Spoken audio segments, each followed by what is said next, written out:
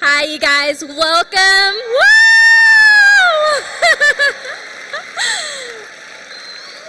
I know, I'm excited too, guys. Welcome to the 3rd Annual Texas Youth Summit. Can I hear you applause again?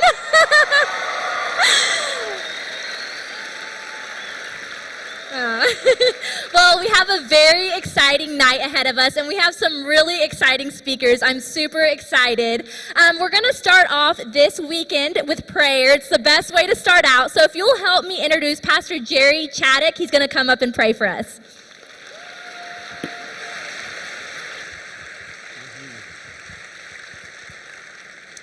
Let's pray together, and as we pray and bind our hearts together, let's certainly remember during this evening, especially our military, their families, those that are grieving tonight and need the touch of our Heavenly Father. Lord Jesus, we love you.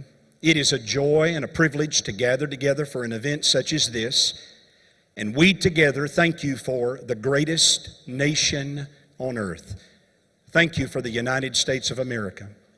Thank you for the principles upon which we were founded. And tonight, Lord, we're not ashamed to thank you, to come before you and to honor you. Blessed is the nation whose God is the Lord. When the righteous are in authority, the people rejoice. And we ask you together in Jesus' name that you would have mercy upon our land, that you would heal our land, that you would protect our land. Father, I ask you to touch our military, and especially the families of those that are grieving the loss of loved ones even this evening. Would you be near to them? Would you draw them close to your side? Protect our military. Bless them and our veterans. Let them know that there is a nation full of patriots that love them and are appreciative of their service. Father, tonight I pray that as we go through this weekend, you would receive glory and honor. And you would birth within the hearts of young people a desire to get involved in the process and to stand for righteousness, for truth, for integrity. Jesus, be praised in our lives and in our midst for your glory and honor. In Jesus' name I pray. Amen.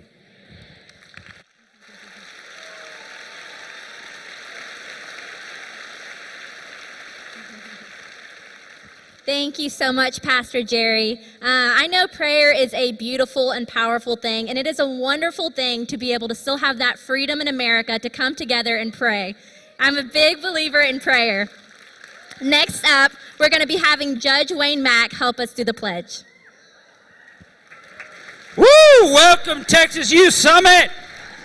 Yeah! Boy, I tell you, Pastor Jerry, that prayer would make a Baptist be Pentecostal. That was awesome. Yeah. Are you proud to be an American?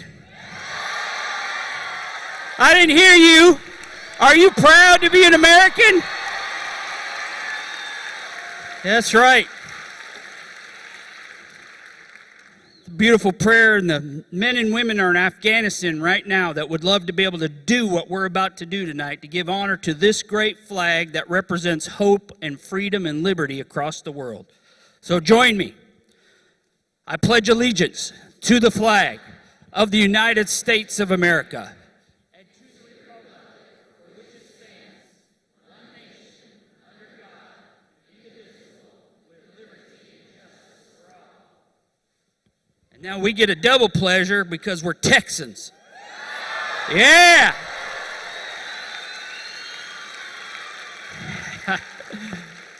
Ooh, y'all are awesome. I'm just saying.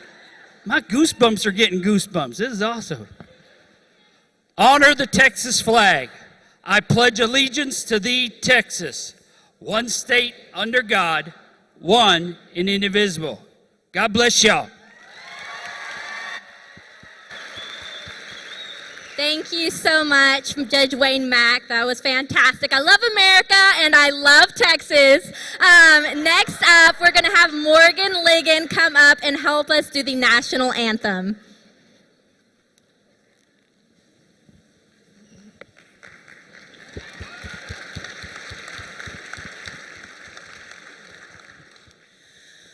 Oh, say, can you see by the dawn's early light what so proudly we hailed at the twilight's last gleaming, whose broad stripes and bright stars through the perilous fight o'er the ramparts we watched were so gallantly streaming, and the rockets red glare, the bombs bursting in air, gave proof through the night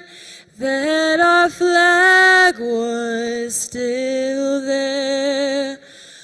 Oh, say does that star-spangled banner yet wave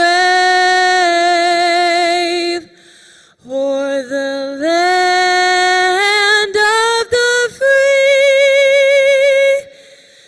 and the home of the brave?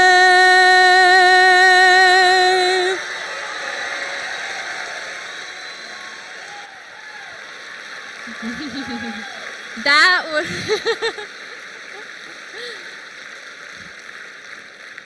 that was beautiful. That was absolutely beautiful. I wish I could sing. No one would have wanted to hear that.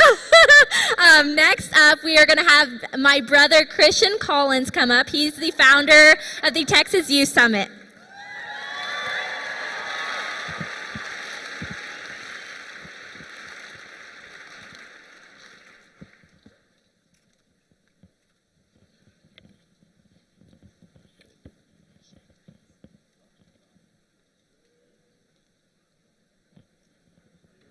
Well, I guess the audio's not on, so oh well.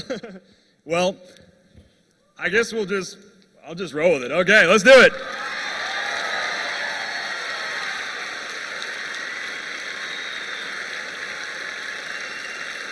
Howdy! Howdy! God bless Texas, right? We live in the greatest state in the entire union and the most exceptional nation in the entire world. That is something to cheer about, isn't it?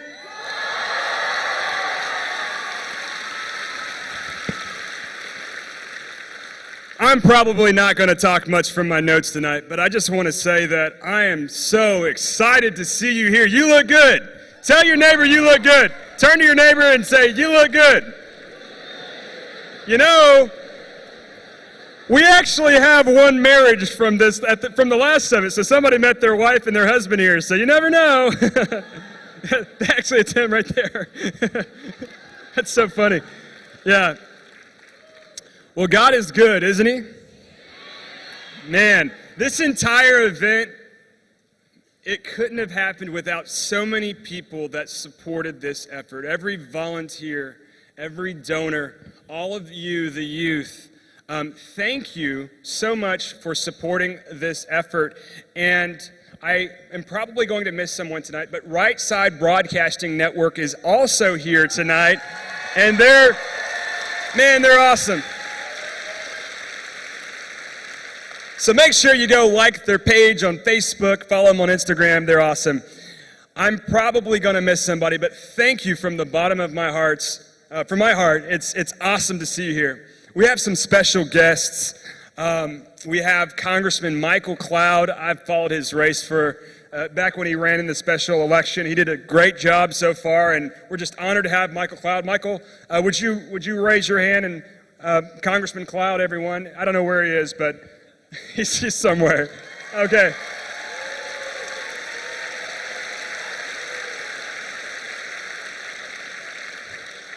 We have Congressman Louie Gohmert, who you're going to hear from.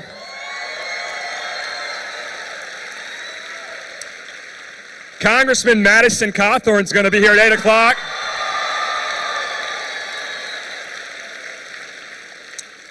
And we got so many other special guests you're going to hear from tonight. Kayleigh McEnany. Donald Trump Jr. And Ted Cruz.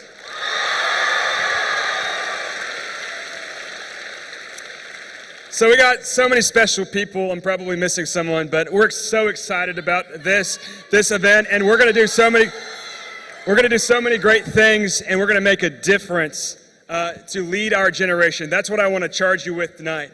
And I heard this line actually from Congressman Madison Cawthorn, and something he's really inspired me with is that, you know, young people really built America. They really, really did, guys. So George Washington was 21 when he first received his military commission. Abraham Lincoln was 22 when he first ran for public office. Thomas Jefferson was 33 when he wrote the Declaration of Independence. There were a dozen signers under the age of 30. James Madison was in his 20s when that was written, and in his early 30s when the Constitution and the Bill of Rights were written. Guys, young people can make a difference. You don't have to wait.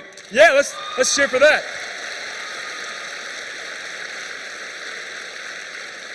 You don't have to wait till you're 30 or 40 or 50 or 60.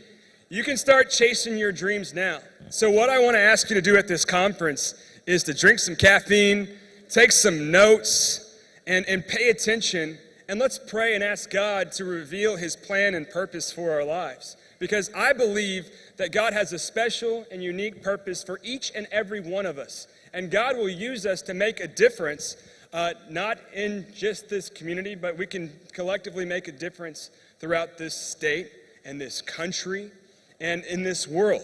God has empowered you to make a difference and to serve other people, to love other people, to make a difference. And I want to encourage you and remind you that this is a Christian, this nation was founded on the Word of God. 29, yeah.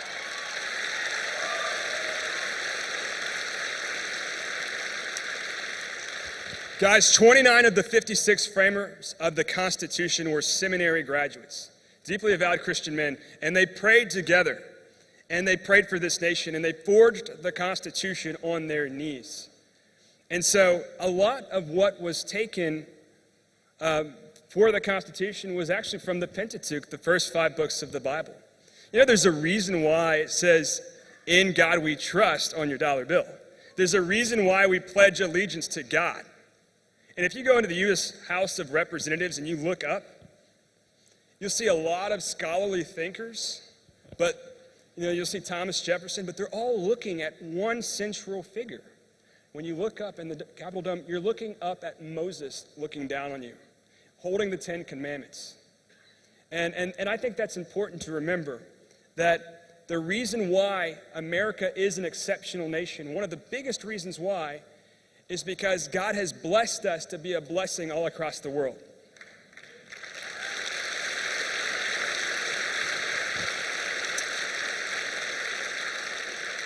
Not only has he used our country to spread freedom and democracy, but he's also used this country because 70% of the missions work is funded because of the United States of America. God has blessed us to be a blessing, because to whom much is given, much is required. And so God uses our country to make a difference throughout the world. And that's not a Republican or Democrat thing. That's just God has blessed us for a reason. There's a reason why Ronald Reagan said, "We are that shining city on a hill to the glory of God." Because God has put us in a unique position, the most economically, militarily powerful nation in the world. And so we need to pray for our country right now, because there's some very terrible things going on. And we have some very uncertain times. We don't have competent leadership. And so we need to pray for this country.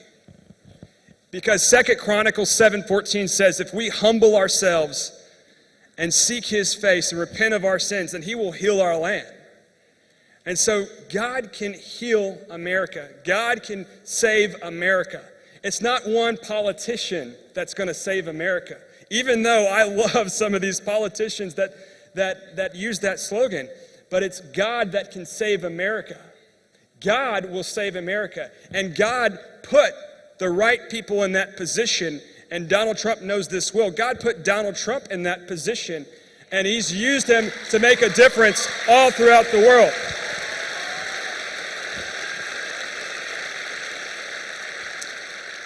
I believe God saved our country for many, many more years and preserved America because of that man, Donald Trump. And so we need to pray for the Trump family, the Trump team, and I know that God's going to use them tremendously, and I know that God has great things in store for America. I believe that eventually, as things happen in America, it ebbs and flows, the left will overreach, and I believe that at the right time it will be morning in America again.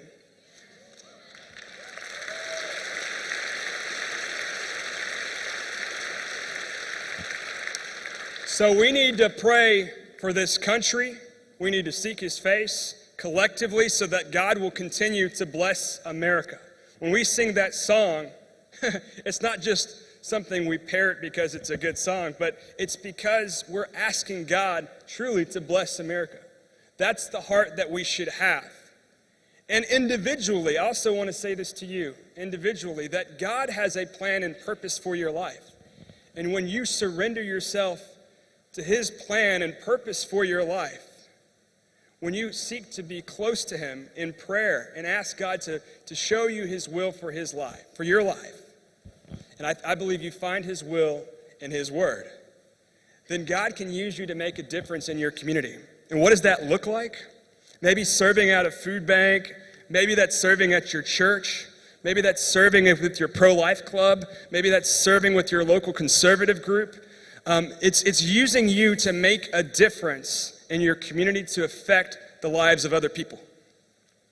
And I know if you give your life to service and you don't make your life about you, if you give your life to service, to making a difference in other people's lives, then you will have the most fulfilled life. It's not the people that have the most money, although money doesn't hurt. And one of my mentors, Rafael Cruz, he's here tonight. He has a funny quote. He said that I've been rich and I've been poor, but rich is better. I love that quote because, he says that, he quips, but, he knows his life has been given to service. And you'll hear from Rafael Cruz tomorrow. And he's an amazing man, and he's escaped communist Cuba, and he's done incredible things, and he raised an incredible son, Senator Ted Cruz. But to get back on target here, my point is that God can use you if you have the right mindset. And you don't live for things that are not going to matter, but you live for things that actually matter. Don't waste your life on things and on people that don't matter. Give yourself to service to others and making a difference in your community, making a difference in your church, making a difference for God, and you will have a fulfilled life.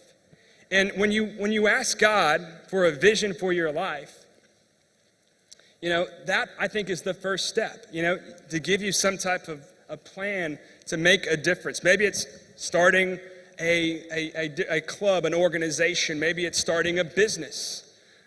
Maybe it's asking the right person out. I don't know what that looks like for you, but maybe it's running for office. And we need young people to run for public office.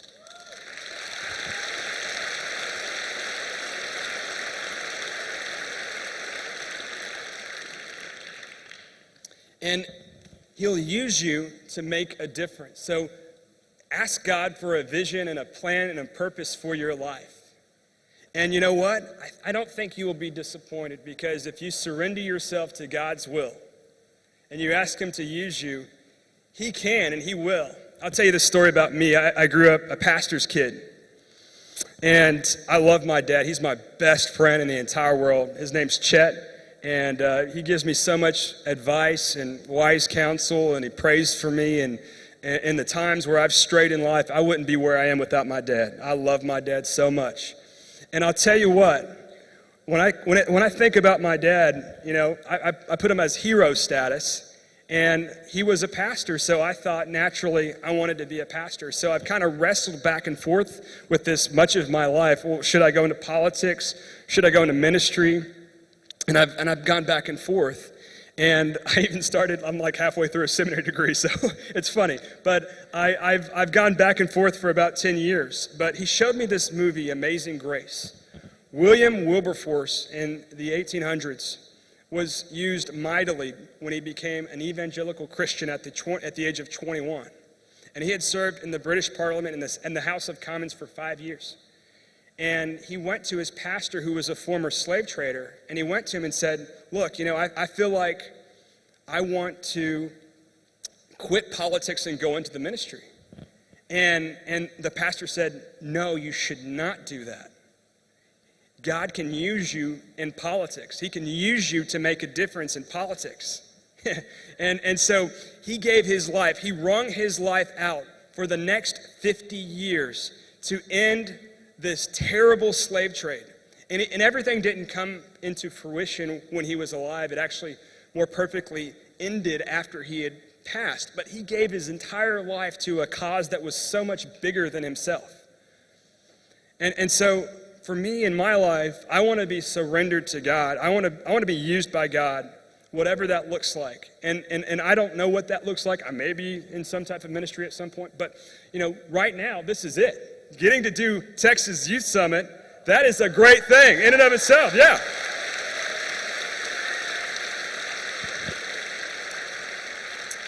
And let me say one more thing about Texas Youth Summit. Texas Youth Summit exists to educate young people on limited government, fiscal responsibility, American exceptionalism, and the Judeo-Christian values that America was founded on. I emphasize the last part because that's also very important.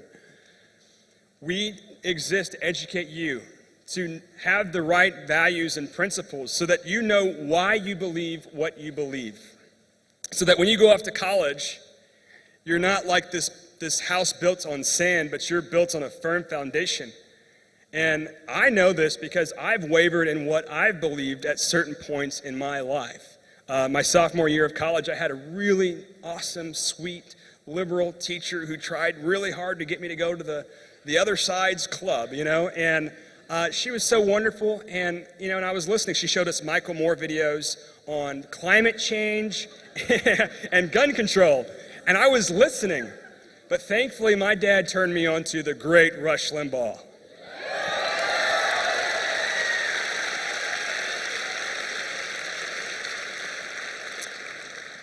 And so that was such a great thing for me because I completely changed trajectories. And my junior year of college, I was debating for college Republicans, and I made the school paper there at the University of Texas, and it completely changed my, we got some, I said howdy, y'all. I said howdy, come on. we got some Aggies here, I can tell, right? And we got some Longhorns, I hope. Okay. You guys aren't even in the same conference. I don't know what your problem is. Yeah. Well, and so that completely changed course for me, and I got on the right path. But I know that I've wavered in my life on what I believed. And so I want you to know why you believe what you believe. There was a point in my junior year of college where I challenged my professor who was making this claim that all Republicans were racist. And it was a 200-person auditorium, and I challenged him on that assertion. I said, why do you feel that way in front of everybody? And he got kind of red in the face. But see, I was a happy warrior. I fought him with a smile on my face. I was super kind about it. And then afterward, I kind of smoothed things over in his office, and we had a long conversation. That professor ended up writing me a letter of recommendation. And so my point is, it's how you deal with people. You don't have to do what Antifa and Black Lives Matter Inc. go and do and burn things down and beat up police officers and tear down statues. What you do is you be a happy warrior. You be kind and loving, and you fight for the right principles like a happy warrior, like Ronald Reagan referred to, with a smile on your face. You see? How can you hate somebody with a smile on their face?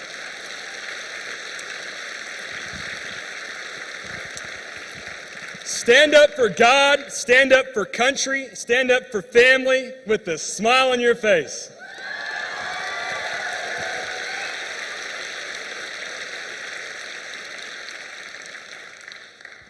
I want to challenge you to go out and make a difference, because research shows that youth listen to their peers more than they listen to their parents or other adults.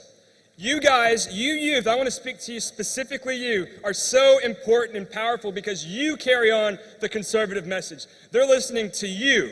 You can make a difference. Just talking to 10 of your friends, you can make a difference. And while I'm at it, I want to encourage everybody to go out and register to vote.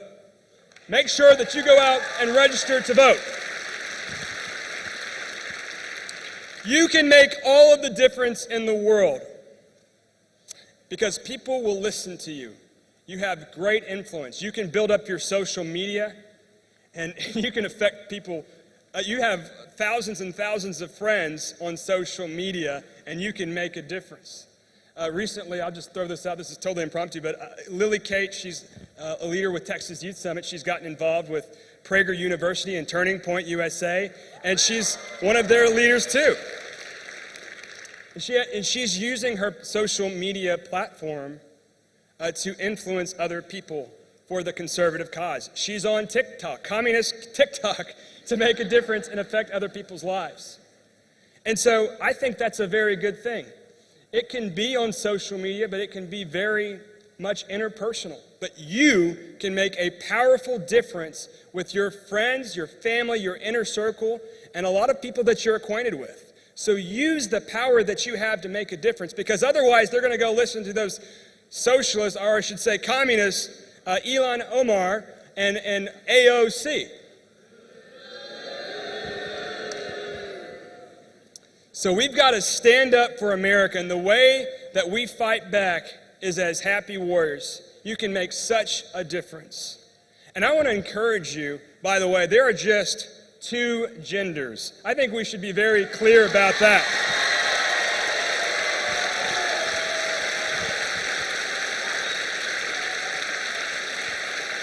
I don't care what your professors say or what anybody else says. There are just 2 genders, and I can't even keep up with it because they keep on growing. The list just keeps getting longer and longer and longer. So there are just 2 genders, and you men, be men.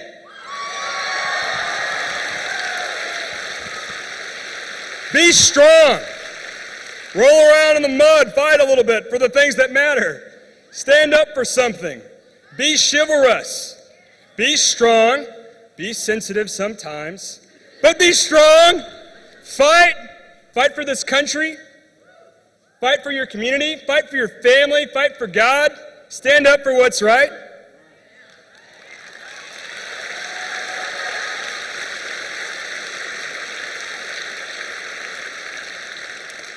But stand up for the things that matter. And generally, I want to say that, there's this whole notion of adulting that people say, like, hey, I'm finally adulting. Like, hey, I finally am not on my couch and I'm finally getting a job, It's like, I'm finally getting a big boy job, or I'm finally doing what I'm supposed to do. But, our parents and our grandparents' generations were so different. They worked so hard, especially our grandparents, to build this country. So I want to encourage us as millennials and Gen Z, don't wait till you're 35 to start adulting. Start right now. Get a job. Stand up for something. And I know I don't really have to talk to any of you because you people you guys are perfect, but I'm talking to anybody else that might be listening. So all that being said, I think that something really special is going to happen at this conference. I think lives are going to be changed. Your trajectories are going to be changed. You're going to be used in a tremendous way. You're going to go out and make a difference. And I believe God is going to use you. So I want to encourage you to chase your dreams. Don't wait till way later on, because you're never going to have enough time or enough money or enough people like you or want you to do whatever it is you're going to do. You have to start right now, and you take little baby steps. Because if you just leave your vision as something sort of fuzzy in your mind that doesn't really have any sort of action plan, it may never happen. Like if you wanted to go somewhere really special in the world, but you have no idea where you want to go, that's not good. Get a vision for what you want to do, but create a course of action, a plan to get there. Get out, go make a difference. And I know God will tremendously use you. I want to thank you for being at Texas Youth Summit. God bless you, and God bless Texas. Thank you guys very much.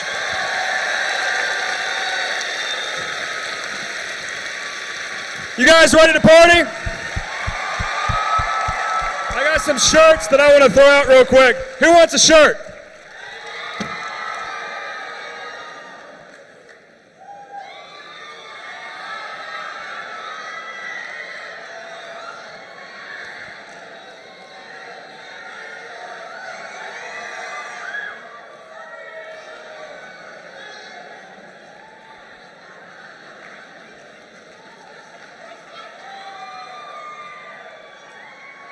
Thank you guys. Thank you.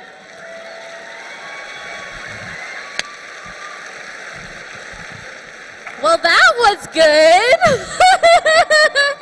It's always so fun because it's funny whenever Christian's your brother, I just call him Bubba. And it's so fun seeing him upstage. That was absolutely amazing. And it really just touched my heart, and it was such a good reminder to me that it doesn't matter what occupation you're going in. It doesn't matter what you feel called to do in your life. God can truly use you. And I just feel so thankful to be reminded of that tonight. And are y'all having a good time? Woo! I know, I'm having a really good time too, and I know it's just going to keep on getting better. So next up, we have someone really exciting. We have Congressman Louie Gohmert. If we don't get back on track and acknowledge where our freedoms came from, you're not going to have them. Christians are now the only group of people who it's okay to be politically biased against.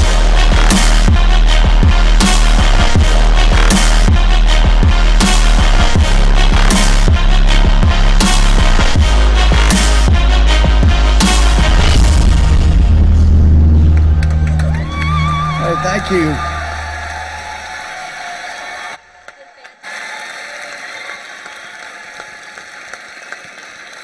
Thank you. It's so great to be with you. I mean, they can almost make a bald guy look okay. So that's great to be with you. Thanks for being here. You know, when I got elected to Congress, I had a lot of people say, you know, were you ready for all the meanness and backstabbing, just the nastiness of Washington? And I went, yeah, I was a deacon of a Baptist church back home. So yeah, God had a way of preparing me. So I thought about that since we're here at Mims Baptist Church. Yeah, sometimes it gets rough, but it has been difficult in Washington. I don't know if you're aware, but there have been some very stupid decisions that have been made that have actually put lives at risk, and lives have now been lost because of stupid decisions. That's what happens when you have leaders that are not good leaders. And I was asked, it was the last time I was ever asked to do a prayer for the Republican House Conference, because I included in the prayer what was on my heart. And basically, Lord, I know you told Hosea that you were going to lower the boom on the children of Israel, and one of the big reasons was, and I like this interpretation, they had chosen leaders who were not my choice. And I know there are a lot of people that say, well, God's going to take care of this, God's going to take care of that. But the truth is, you have freedom of choice. And you can choose to have bad leaders. And unless God intervenes, which he doesn't usually do, you're going to get, that's why the old saying is, democracy ensures a people are governed no better than they deserve. And I hate to tell you, as bad as things are, and we can talk about the election and election fraud. Yes, there was election fraud. But, I mean, there just was. And Arizona is going to be coming out with their information in the next couple of weeks. And hopefully Georgia will follow that up with an investigation. But the truth is, we got what we deserved. Isn't that embarrassing that he's what we deserve? So it's how it worked out. We didn't have enough people that stood up for what was right, and we got what we deserved. So you keep praying for 2022 and 2024. If 2024 doesn't go well, I think that we will be seeing an end of our freedom, because we're already seeing it now. I mean, there's no reason to have metal detectors around the House floor entrances. Some people say, oh, so you're just too good to go through a metal detector. No, we go through them all the time. You know, I had to go through to get back home. But that's not it. It's that the people going onto the House floor, they're members of Congress.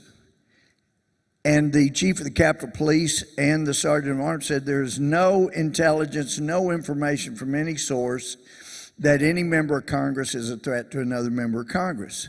So the only purpose for those is to subjugate members of Congress, groom them, get them used to the idea of having to just follow along like sheeple and doing what the shepherd speaker says. And that is what we're seeing around the country. I'm telling you, can you imagine if Bill Clinton in 1993 or 4 had said, you're going to have to shut down businesses. You may go broke, but we got a pandemic coming and we need to just shut down businesses. I don't think they would have shut down. But we have been trained to give up our rights and say, well, the government says you got to do this.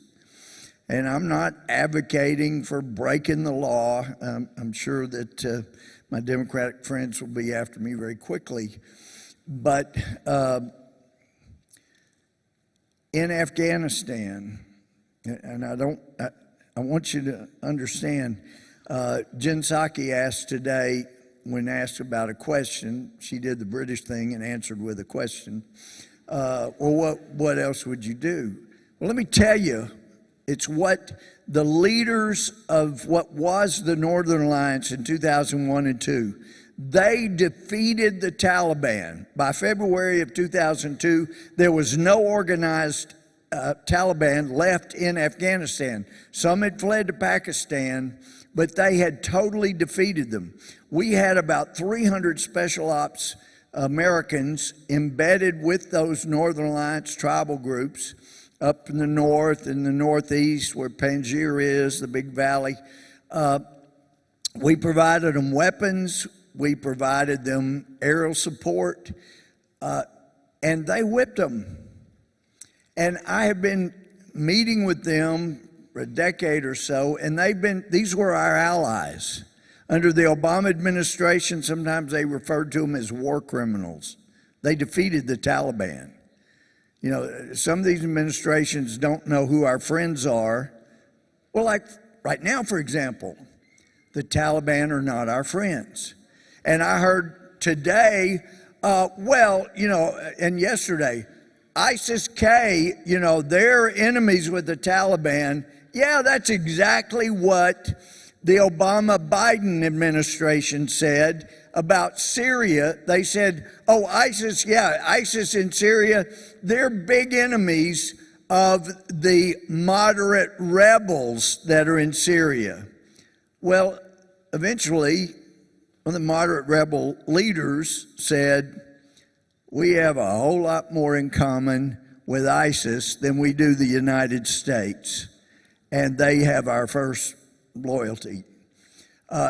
Yes, and that's the same with ISIS-K and with the Taliban. They're not our friends.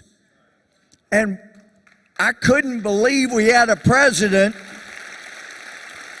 that would say, we're negotiating with the Taliban, so we're going to let you be in charge of our security. Are you kidding me? That is insane.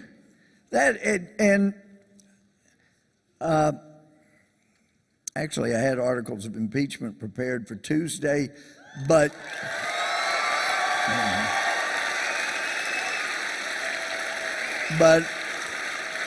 I'm not filing them until after August 31st.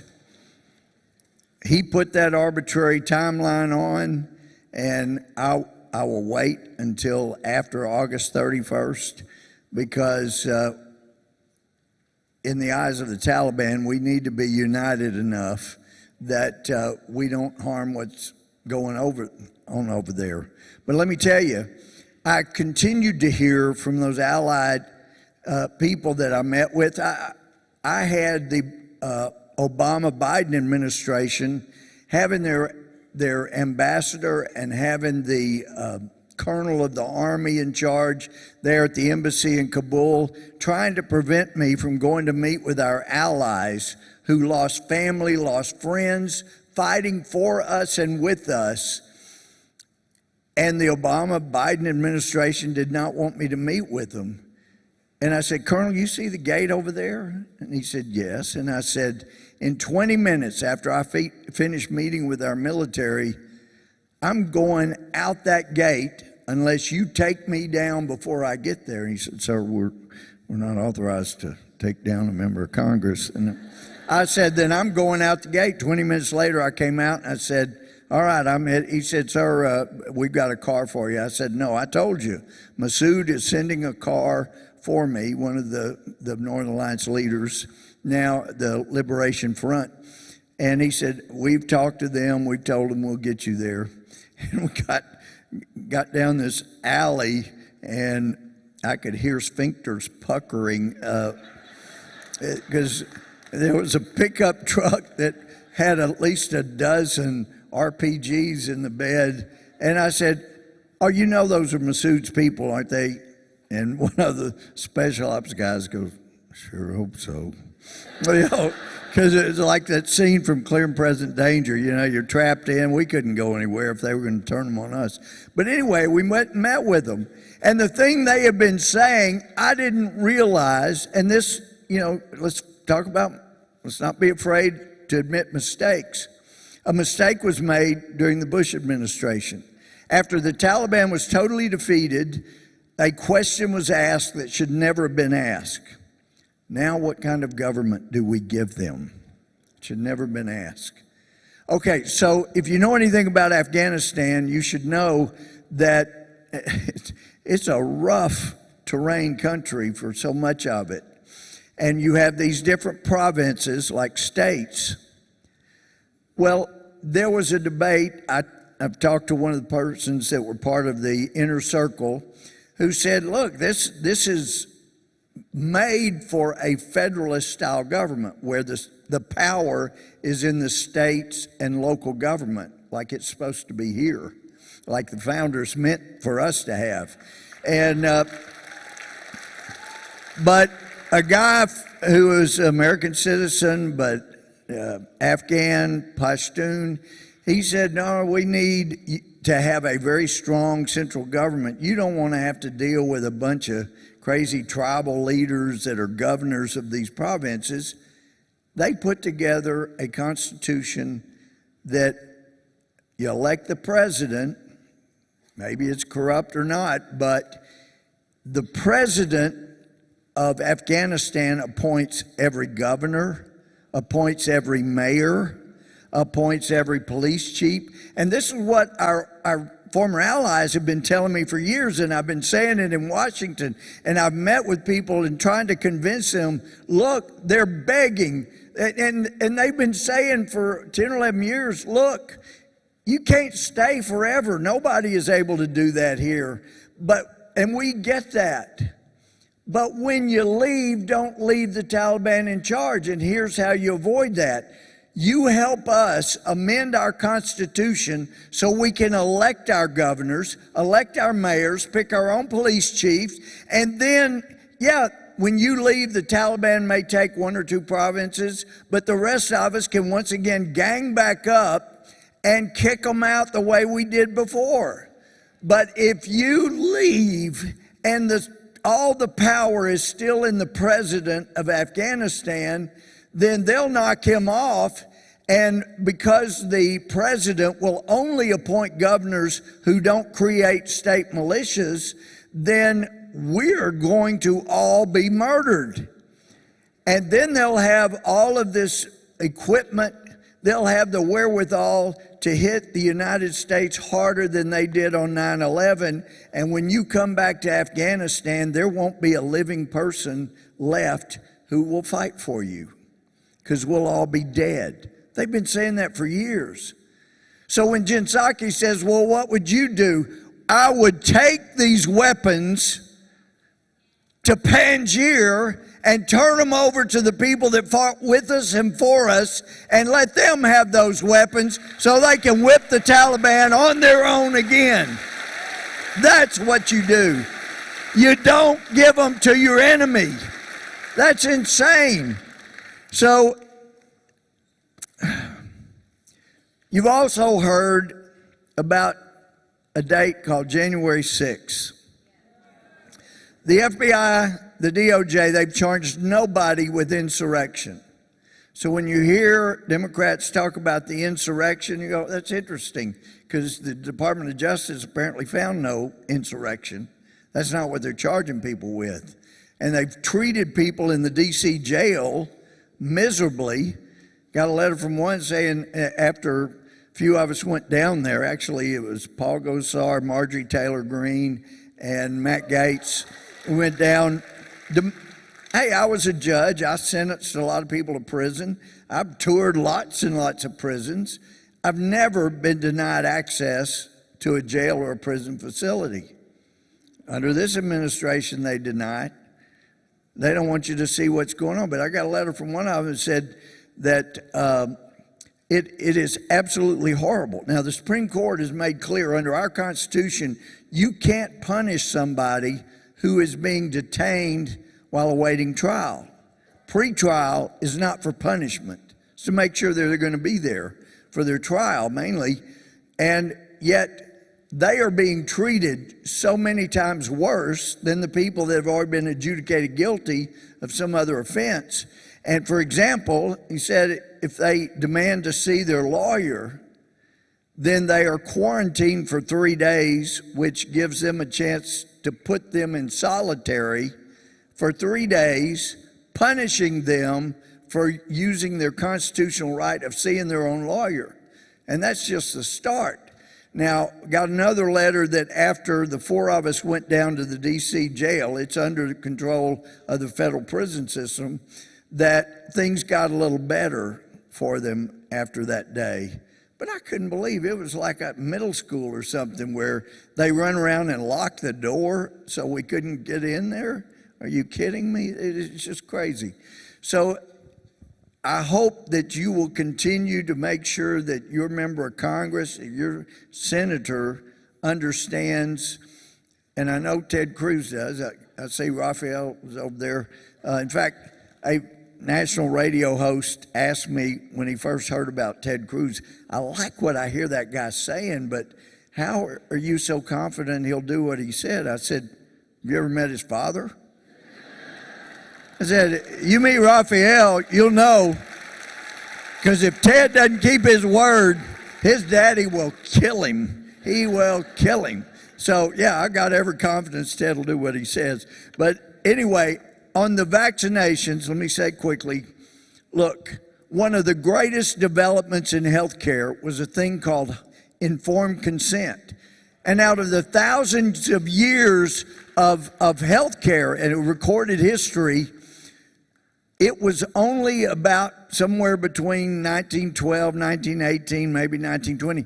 But medical historians say for the first time in history, about 100 years ago, you had a better chance of getting well after seeing a doctor than you did of getting sicker after seeing a doctor. So it's in the last 100 years we've had all of these advances, and one of them in a free society is informed consent. Before a healthcare provider, a doctor can give you a vaccination, give you or do surgery, do some procedure, they first must advise you in writing of all the risks that are inherent to that procedure, whatever, and then you can consider your own comorbidity, your pre-existing conditions. Is this a good idea? And then make your own choice about what to do. Do I do this? Do I not do that? And I am so thrilled that Donald Trump was president when we needed vaccine. And he got the government out of the way enough so they could develop some vaccine very quickly. If this guy that's president now had been president last year, this country had been in even more trouble than it is now. And he's only been there about 8 months. But he got government out of the way so it could be developed quickly. The trouble is, these vaccines were only approved for emergency use. Now you have Pfizer that's been approved, but there's so much long-term they don't know. And now that the pandemic is under more control, we need to get back to our freedom of saying, look, here's my pre-existing conditions. Let's talk about which one I should take, if I should even take one. And let me tell you, the more that we find out, I don't know if y'all saw, but a month after President Trump left office, the American Journal of Medicine came out with a great article that they had discovered a regimen of medication that when taken together early in COVID, that you may have heard of it, hydroxychloroquine, ivermectin, a Z-Pak, azithromycin, zinc, and Dr. Bartlett from Midland recommends a steroid nebulizer. Heck, Hannity called me every day for 7 days after I was tested positive for it, make sure I had what I needed. I mean, that's a nice guy. That's a friend. And Dr. Bartlett called me 2 or 3 days, make sure I was doing the nebulizer. Apparently, according to him, the steroid helps coat the alveoli cells, as I understand it, and it makes it harder for the COVID virus to infect them. But anyway, there's some great treatments that are not being used, and now that the pharma companies have made billions of dollars with more to make, I think before it's all over, heck, you're going to need 8, 10, 12 different jabs, 2, 3, 4, 12. Each one of them brings them a lot of money. So we'll see how that all works out.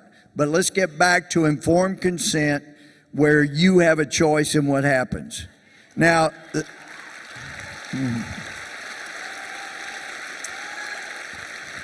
I was generously given 20 minutes as I need to finish with this. Look, one of the things that's bothered me so much in Washington are people that I love, fellow Christians in Congress, that say, Louie, we don't have to worry. God's in control. And I get that. But I also know that Jesus made clear that everybody's been given something. What are you doing with it? And there's a preacher in Denton, Texas, named Tommy Nelson. I've never met him, but I listened to a 12-hour Bible study on Ecclesiastes, which I never really liked that book, but I like it more now. But anyway, in that Bible study, he makes the point, yes, God's in control. You know, God's sovereign. But he said, just because God's in control doesn't mean he wants you to lean on your shovel and pray for a hole. You know, everybody in here has been given some gift. You have been given tools that you can use. Don't sit on your tool or lean on your tool and just ask God to do it for you. He expects you, having been given tools, to use those tools. And I'm telling you, in November of 22 and November of 24, if everybody who has tools to help watch for fraud, help fight fraud, hadn't had proper training and even more tools they can use, don't expect to have somebody better than Biden as president. It's going to take all of us working together to make sure that God blesses us. Yeah. So let's all work together. Let's be successful in 22 and 24. And if you work hard and use your tools, I can promise you, God's going to bless us again. Thank y'all very much.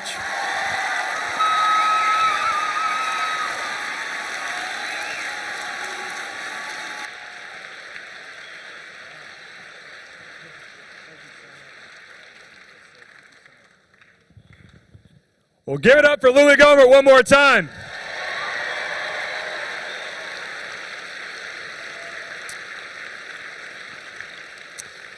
So guys, Candace Owens had a sudden illness, and so I just want you to keep her in her prayers. She couldn't be here tonight, but I am so excited to report our next speaker, Donald Trump Jr. Imagine He is radical Islamic terrorism. He is the are number not given one a chance to surrogate. spread, where heroes are celebrated and the good guys win. You can have it.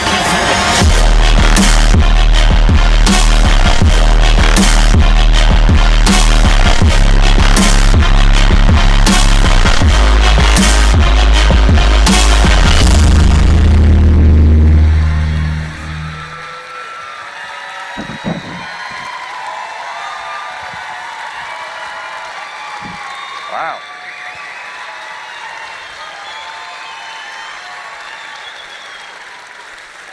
He is the number one surrogate for his father. He is a New York Times bestseller, and he is the executive vice president of the Trump Organization. He's an incredible man with incredible accomplishments. His father has stood for this country, for the America First agenda. He's done so much for America. Most conservative president, the best president of my lifetime. He stood for Christian values. And the most impressive thing about Donald Trump, though, is how down to earth he is, how down to earth his family is. And it really is his kids. So give it up for Donald Trump Jr. Thank you, man. Thank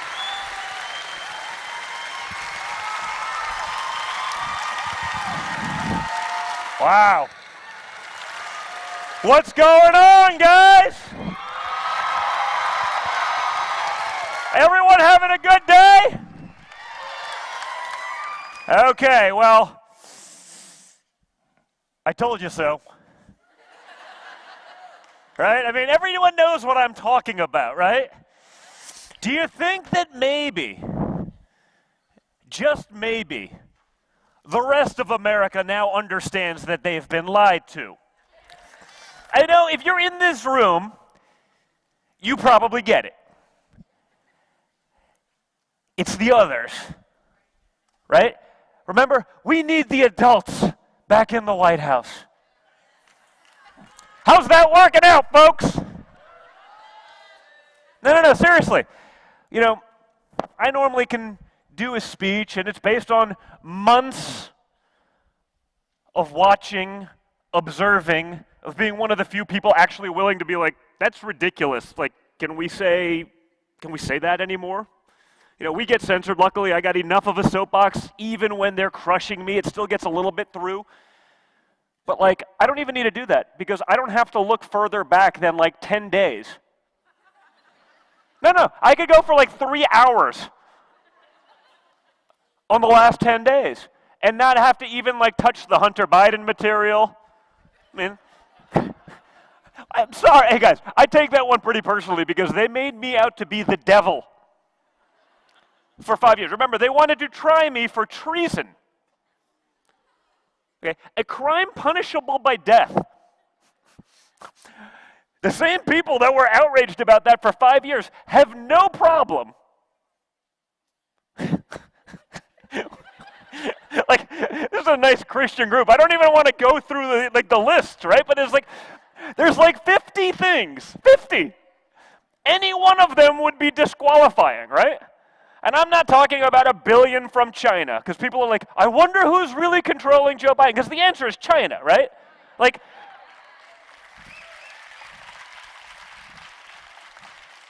because contrary to popular belief, the Chinese don't invest $1 billion with crackheads. They don't do that.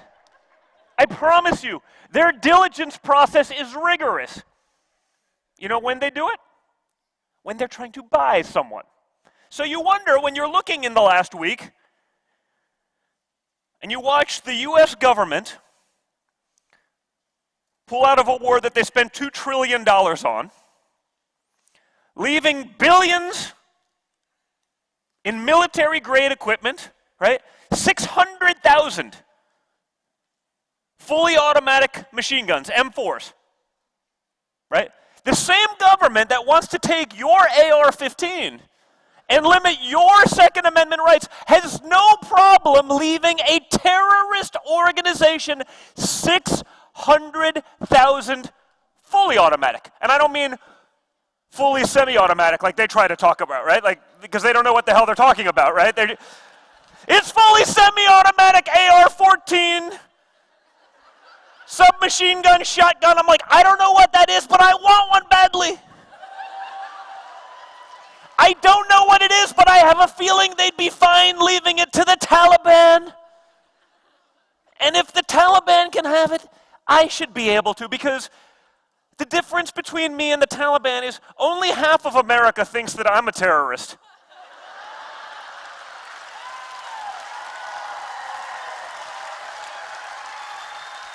Right? I mean, the other half, made up of decent people such as yourself, thinks I'm probably a reasonable guy. Maybe I'm a little loud. You know, someone has to be. Like, someone's got to call the nonsense. You know, maybe I'm a little brash. But, like, I think everyone in the world agrees the Taliban's a terrorist organization. But we didn't just leave them M4s. Again, fully automatic weapons. We left them drones. We left them Humvees. We left them Black Hawk helicopters. Now think about it. What could possibly go wrong? We've been fighting these people for 20 years. Imagine take a couple billion worth of Black Hawks. They have more Black Hawk helicopters. Someone was saying that they are now a larger air force than 160 other countries in the world. The Taliban, right? We spent $88 billion training the Afghan security forces to be able to take over. And I don't know if you guys follow me on social. Thank you. But I posted a video of people incapable of doing jumping jacks. Your tax dollars at work, folks. 20 years and $88 billion, we couldn't get them to do jumping jacks. But our generals can go give a press conference. And when I say generals, I mean it very loosely these days, because, I mean, you know, you compare these clowns to Patton and MacArthur, and you say, yeah, it's just not the same. They got a lot more badges than the guys that actually won wars, but they, you know, not quite the same. And they can get up on stage and testify before Congress. We had no idea. There was nothing that could have led us to believe that Afghanistan could fall in 11 days. I go, really? Like, it took me like a minute and a half to find a video. Like, I mean, I don't know. You're in a war zone. Like, you probably want to train. Like, I don't know. I'd want to go in at least reasonably prepared. And I'm watching a group of 30 people not be able to do a jumping jack. I say, if you couldn't see the potential fall in Afghanistan, what the hell are you doing in that job? Right? I mean, if you had no idea, you couldn't possibly imagine this. This was not a scenario that could have played out in your head. What are you doing there? Because, you know, it's not like this was a battle in, like, you've had 20 years to figure it out. Like, this wasn't like a spur of the moment thing, guys. You had 20 years to figure it out. And now you have a total disaster. You also have a total disaster because the world has watched, right? Joe Biden on a stage, right? When you exude nothing but weakness, what happens? Predators attack, right? This is, you know, they'd like to tell you about follow the science, right? But this is basically the science, right? This is called biology, right? Predators prey on the weak. When you exude weakness, when our generals are more concerned about learning about white rage, literally something I had never even heard of before he said it. It's like, I've never even heard of that. What is it? You know, within about 5 minutes, the media's talking about white rage, like any of them had ever heard of it either, right? Like, give me a break. They're going to teach us about critical race theory because it will make us a stronger fighting force. I'm saying, how? Oh, no.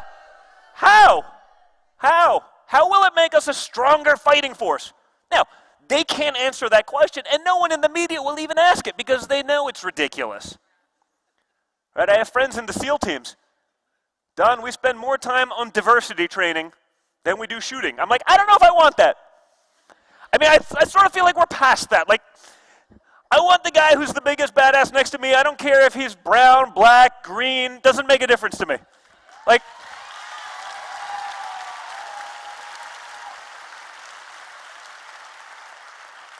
but I'm a rational individual, and that individual no longer exists in government, right? Again, they've been taken over by the left. Our generals got up on a stage a couple of weeks ago and said they couldn't possibly see this have happened. You ask anyone on the ground, oh yeah, this was almost inevitable. But this is what the left has done. They've taken over every institution imaginable, even the ones that you think couldn't possibly be taken over by the left. Right? Who would have thought? I mean, look at the FBI. Right? You've seen what they've done in the last couple of years. Now it seems like, oh, well, guess what? We plotted these things, and we got some moron to buy into it, and there's 30 FBI agents trying to get someone to buy into this. They're leading him down a path of entrapment. They're not actually doing anything. You know, the big things that happen in America, they miss all of those things because they're so focused on trying to find some moron doing something stupid. CIA, same thing, right? You guys see that latest CIA recruitment video? You know what I'm talking about, right? Posted on social, right?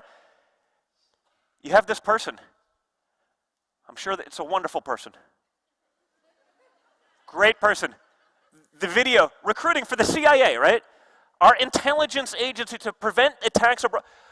I suffer from extreme anxiety. Saying like, Jesus, like, this, I don't know. I watched the first 3 seconds of this like 3-minute video and I was like, I'm not sure I want that guy on the front line of defense. Like, you think if the Russians get a hold of that person, how many half seconds till they break? I suffer from extreme anxiety. I'm basically not capable of functioning in society. But the CIA was really welcoming. I love it here. You guys know what I'm talking about, right? You know, then you had the Army video, the Army recruitment video, I guess it was, right?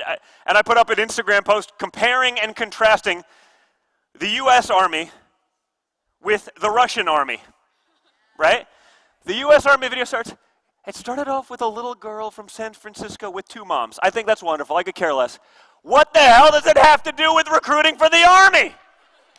The Russian one is like a guy that you would not want to mess with, like shooting guns and stuff like that. The other one was like they're auditioning for the next Disney princess. Again, there is a time and a place, but it is not in the U.S. Army.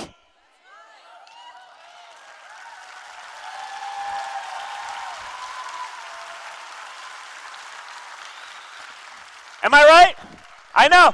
The left thinks I'm a terrible person. I just think I'm rational. Like, I think it makes a little bit of sense, right? So, you look at this stuff and you see, interesting, okay. And it'd be one thing if they enforced the rules both ways. But you saw, I don't know, did any of you guys watch like Facebook? There's a sort of a viral video of a gentleman, I guess he served as the lieutenant commander at maybe either Bagram or one of the things in Afghanistan for 17 years, right? He's been there in the military for 17 years. So almost his entire adult life, he's been over there fighting. And he did something, he put out a video, and I understand, you know, he goes, all I'm asking for is some accountability. Our generals don't know what's going on. They can't tell us anything. This stuff happens. We'll get into that in a minute. It goes viral, and within about 2 minutes, he's fired. This is how it happened today. Within about 2 minutes, he's fired. What about the young lady, the TikTok warriors, that you see, all right, happily start shooting at American citizens. You know, it's like some woke, like, that person faces no consequence. So I understand, you know, if we were talking like the Army 20 years ago, yeah, anyone who stepped out of rank maybe deserves to be fired. Today, I disagree, because our own generals don't follow the rules. Remember when our own generals, they get on with blue checkmark U.S. military Twitter accounts to attack Tucker Carlson because he questioned, is wokeness the ultimate means? Because this was, what was it they were pushing that? That was a couple months ago. Oh, that's what it was. They were pushing pregnant females on the front lines of combat. Not in the military, which is great. I mean, it happens, right? It's just biology. But a pregnant female on the front line in a combat situation somehow makes us stronger fighting force. I don't understand. I think it's probably not intelligent. So Tucker Carlson questioned that, right? Guess what? Go back to the front line, like, do your thing. Come back to the front line when you're ready and able. They attacked an American journalist. They tried calling him out. They're doing it on verified government Twitter accounts. No problem. There's never a problem as long as you're pushing the woke nonsense, right? Now, if you even appear to be conservative, it's over. You're out. So when I look at the military and I look at my friends, you know, whether it's Special Forces community, whether it's the SEAL teams, they're like 97% conservative, and the other guys are just not that smart, right? The 3%, they're just the dumb ones. They're not sure. I'm just kidding. It's literally almost 100%. The guy's actually doing the work. Okay? This guy that got fired today, he actually probably knows what's going on. I guarantee you he could have told you that this was at least a conceivable outcome. Right? At least a conceivable outcome. But they won't listen. Because the generals, if you question, they fire you. So they take people's tacit silence as though they're right, as though everything they do must be 100% perfect. And we're seeing exactly how disastrous this is, right? So Afghanistan, and again, I'm not a proponent for forever wars, right? We should have been out of there a long time ago, frankly. It's the way they did it, right? Now, see, when you're a Democrat and you have mainstream media functioning as your marketing department, when you have social media boosting you while crushing the reach of anyone who will question you, multi-trillion-dollar industries, when you have that in your back pocket, it's easy to think you're always right, right? That's why Joe Biden, he owns this mess, because my father had a plan. They had conditions that had to be met for this kind of withdrawal, right? Does anyone with a brain think that if the Taliban broke the conditions and they had motorcades of hundreds of vehicles going down a road to take over Kabul, that they wouldn't have been blown to smithereens? Of course, you know who else knows that? The Taliban. Because like the little talk we had about nature, right? Predators prey on the weak. They weren't going to do that to Trump because they knew what would happen.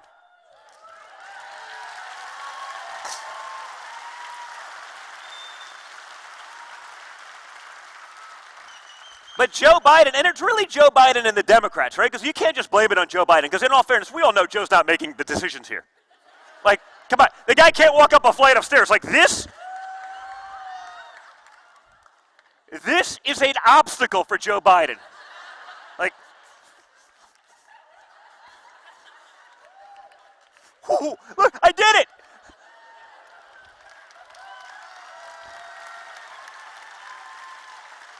I can assure you, this is not Joe Biden, okay? So, but someone's making the decisions, and I can assure you they are a leftist. But when you're a leftist and you're used to having that marketing department backing you up, you don't even think about consequences. You think about the photo op, right? It's like Kamala Harris. Remember when she went to the border? Like, she went to the border, 900 miles away from the border, like, you know what I mean? Now, there was a border. It just wasn't anywhere near the problem. But she's, oh yeah, here. Check. Photo op. I did my job. Media, go make me look like a rock star. Media, please, just do your thing. And that's what they're used to getting. So Joe Biden, he wanted the photo op. That's why, rather than pulling out in spring when the guys are still hiding in, the caves from a rough winter, we'll do it in the middle of the fighting season. Meaning anyone with, I know this.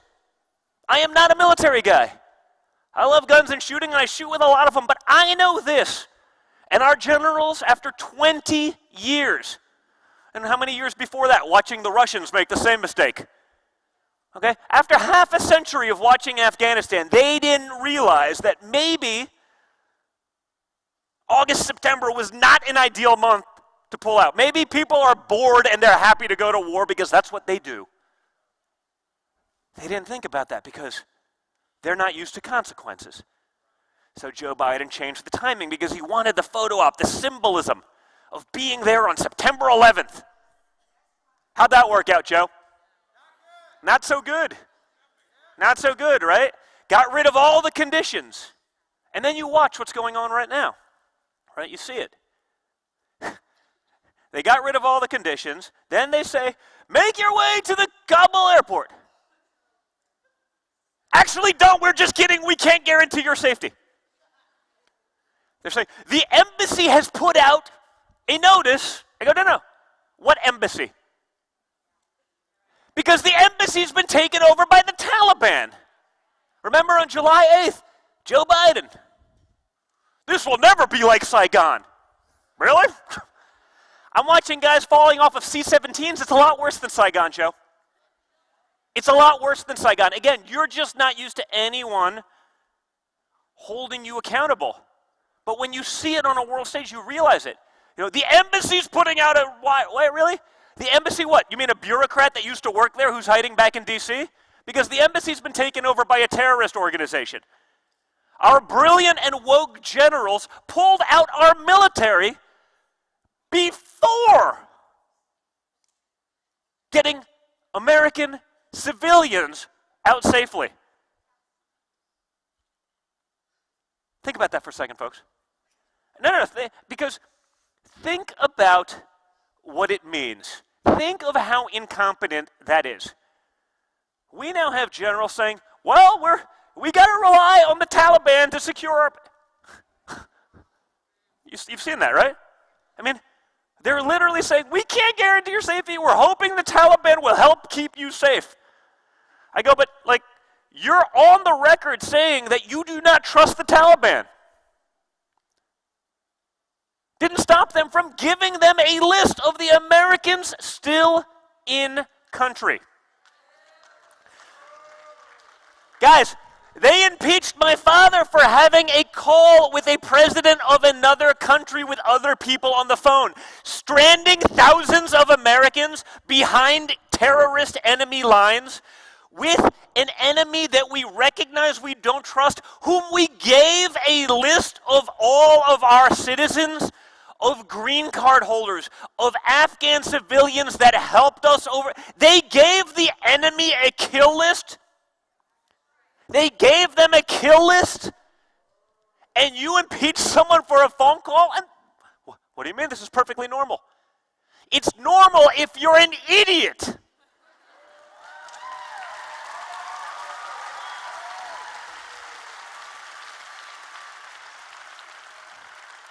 Which, of course, Joe Biden is. No, come on, I mean, guys, he's introducing, his woke Secretary of Defense, who he worked with under the Obama years for years, and he couldn't remember his name. You know, the thing. See what I did there? It's too easy. Guys, I don't even do this for a living. Like, I build buildings and stuff like that. Like, this is not rocket science, and that's what Donald Trump brought. He brought a different perspective, right? The bureaucrats that are the leaders, they weren't the best war fighters if we're talking about the generals. They were the best bureaucrats, right? You think Anthony Fauci's the best guy in medicine? I can assure you he's not, because he hasn't been right about anything.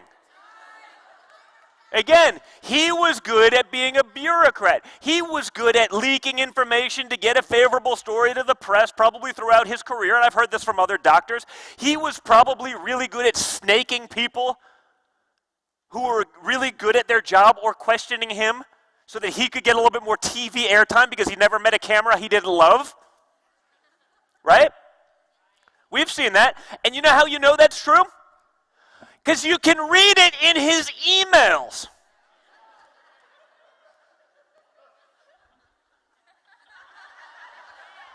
Am I wrong? Like, no, seriously. Go through the emails.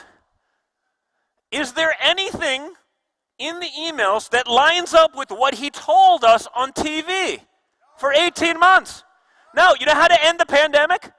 Cut off Fauci's TV access, because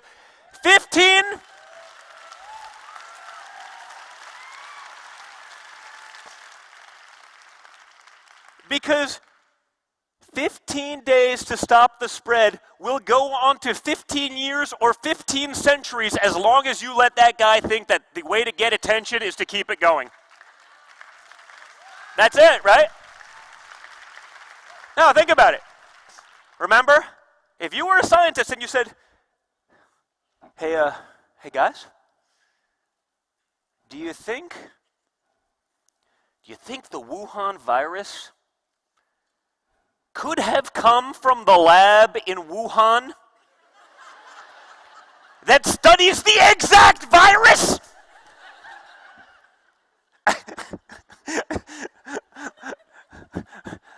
Remember when scientists told us it was not possible for that to even be a scenario? I'm not saying it is. It is. I'm not saying it is, but at what stage in normal thought, would that not even be plausible? It wasn't even plausible to the scientific community. And again, I use air quotes for scientific because when I learned science, there were sort of set rules, right? The laws of physics cannot be bent to the will of Jake Tapper on CNN. That's not how... It's not how that works, right? Math is kind of the same way.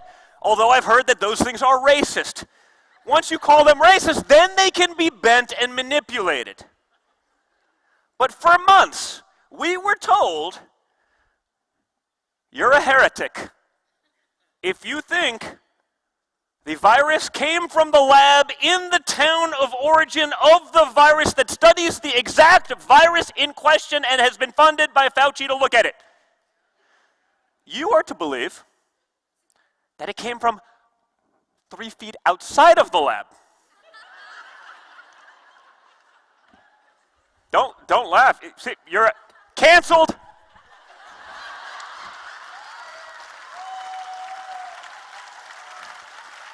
Ma'am, you no longer have any credibility, and I'm not picking on you because you're female, because that would make me a misogynist. I'm picking on you.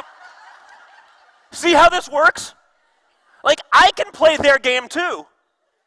We just have to stop allowing them to play the game.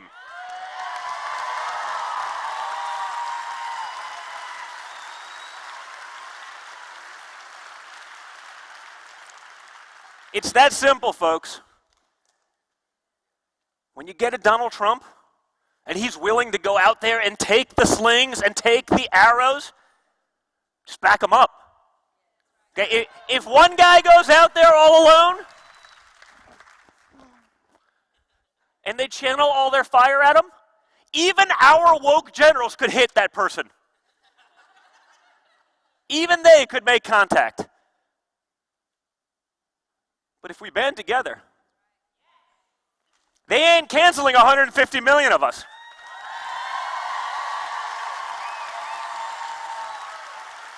They ain't doing it, guys.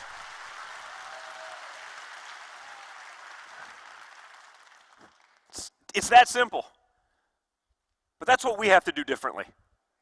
Okay? I get it. I mean, conservatism has been rooted in sort of turn the other cheek, live and let live. I also understand that, the roots of that concept in the Bible. It just hasn't worked, guys. It hasn't worked. We've done that for half a century. Okay? We've turned the other cheek. We've stayed silent. The other side, guys, they're laughing their butts off every time we do that. They take the win. Man, that was easy. Now we can focus on taking some more of their rights. Right? You saw today, the CDC is going to start looking at the pandemic of gun violence. You know what that means, folks, right? That's the excuse, just like they tried to do with rent, right? Because the CDC says the pandemic means if you own a building, you're a landlord and you worked your whole life to buy an apartment and you're renting it out. Someone doesn't have to pay rent. Now, you have to pay your mortgage.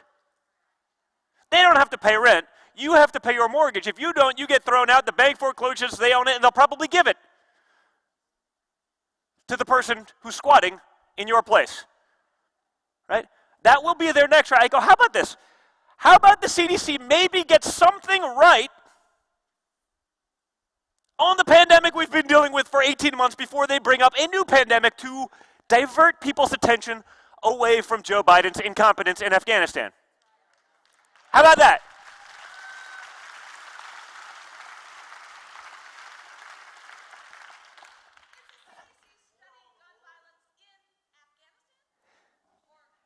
How dare you? How dare you? Must be, I don't know, what are you? Let's see. You're one of the isms.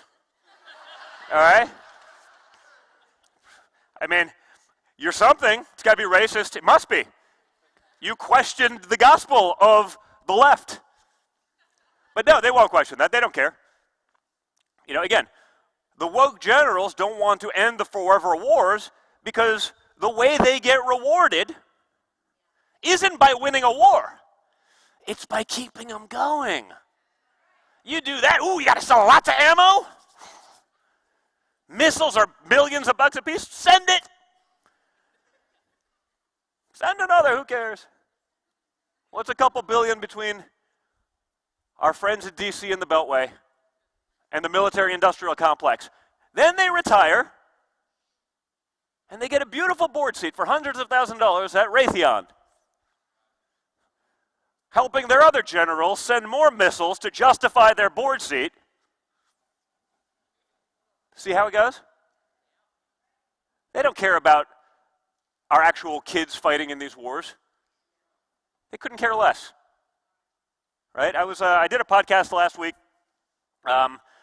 with my buddy Rob O'Neill, who was the SEAL who shot bin Laden.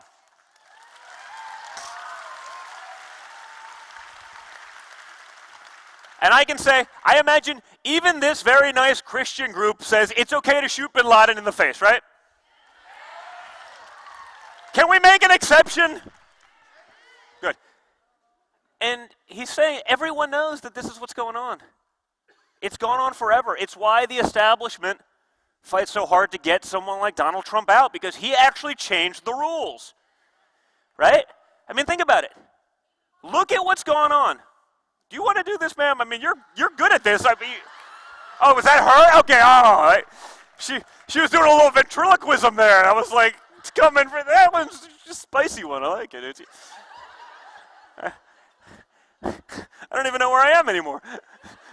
It's not like I have a speech. I kind of come up with this stuff as I go, but like, you know. Rob O'Neill, okay. Yeah, so. Hey.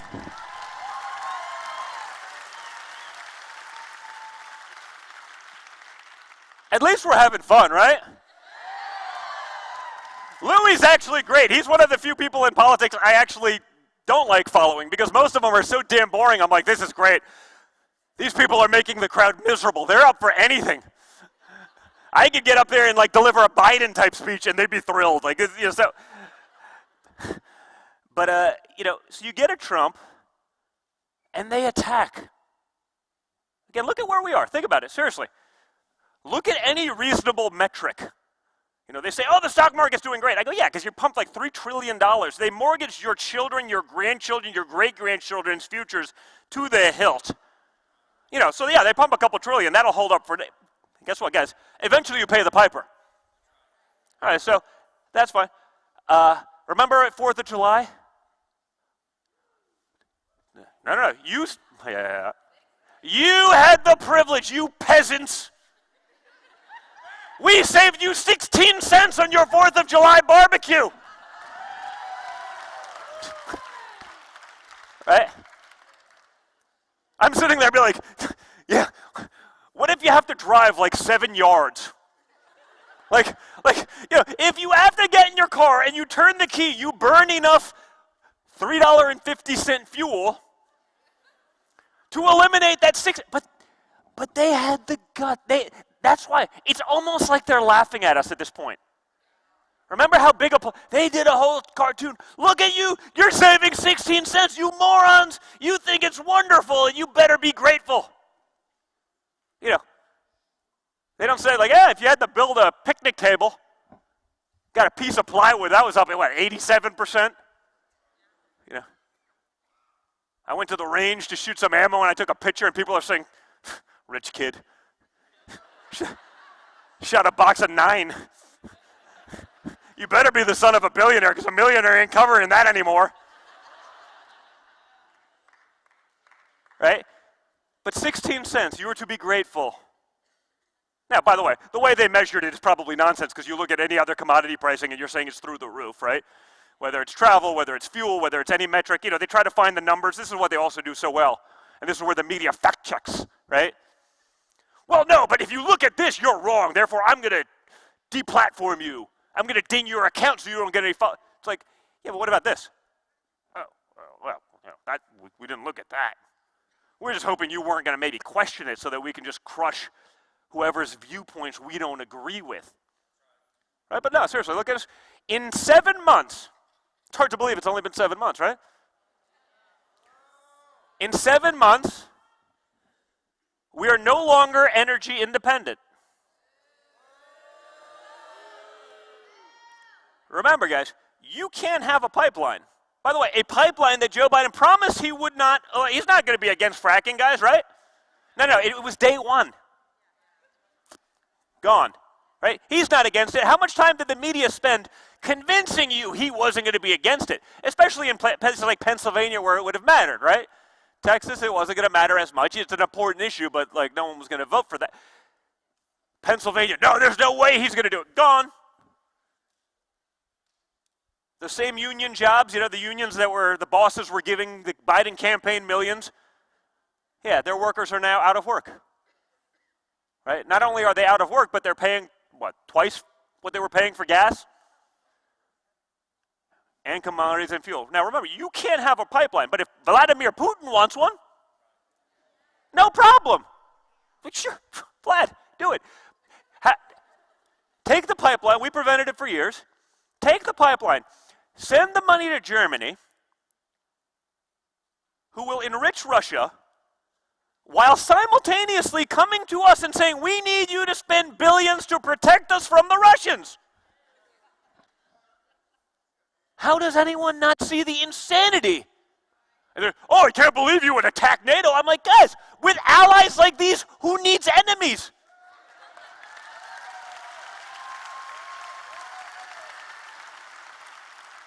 But hey, they're not dummies. There are many things. They're not dummies. We're the dummies. We're the ones that say, sure, you can enrich Russia and we'll just give you more money. Your money. Because that's the other mistake that people make. Oh, it's government funded. No. It's taxpayer funded. Every one of these things. So when I'm looking at billions in M4s and Blackhawks being left to the Taliban, right?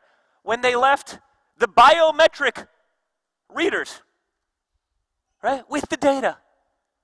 So not only did they give people a kill list, they also gave them biometric data so that they could really find them and really kill them badly. No one even questions it.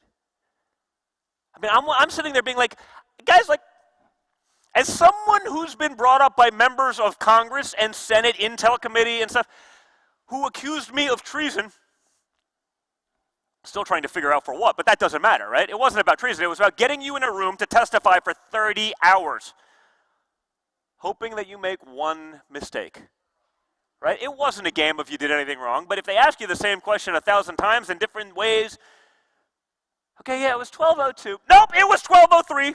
Perjury. Right? I mean, now think about it. They talked about Russia collusion. They still talk about Trump and Russia collusion. There's video of Hunter Biden with a prostitute. Right, you saw that last week, right? He's literally telling her he lost like his third laptop to an international, like, there is literally not an enemy of the United States in the world at this point that does not have a Hunter Biden laptop. Right? He's telling this person, yeah, it was the Russian mob. And because I'm dumb enough to record everything that I do, including crack, on my laptops, the Russians could really use that against my father. And the tinfoil hat brigade in Congress, like Adam full of Schiff.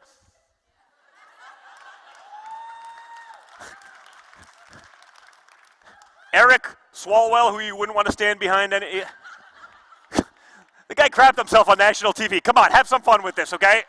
Like, this guy's on the intelligence committee. He's on the intelligence committee sleeping with a Chinese spy. No problem. What could possibly go wrong? He's a wonderful member of the intel community. He's sleeping with a Chinese spy. That is not problematic. Hunter Biden on the record saying to someone that the Russians could use the third laptop that he lost to foreign agents against his father.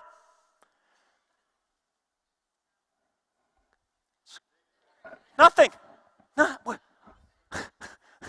Guys, I don't know about you, but I'm starting to think that maybe they're starting to lie to us. Maybe they're lying to us. Maybe the media is not being forthright in their criticisms.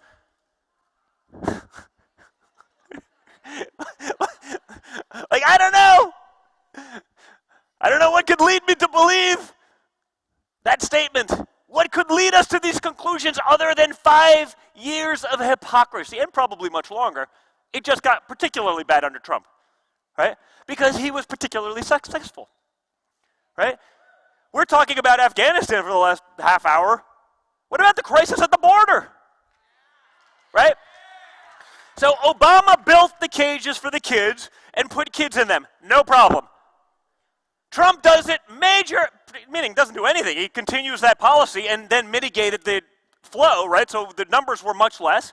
Huge problem. Joe Biden does it, says, we're going to give you free education. We're going to give you free health care. Come on over. Now the cages are overflowing, 700 to 1,000% capacity in some cases, sometimes more, with people that are 20%, 18 to 20% positive with COVID.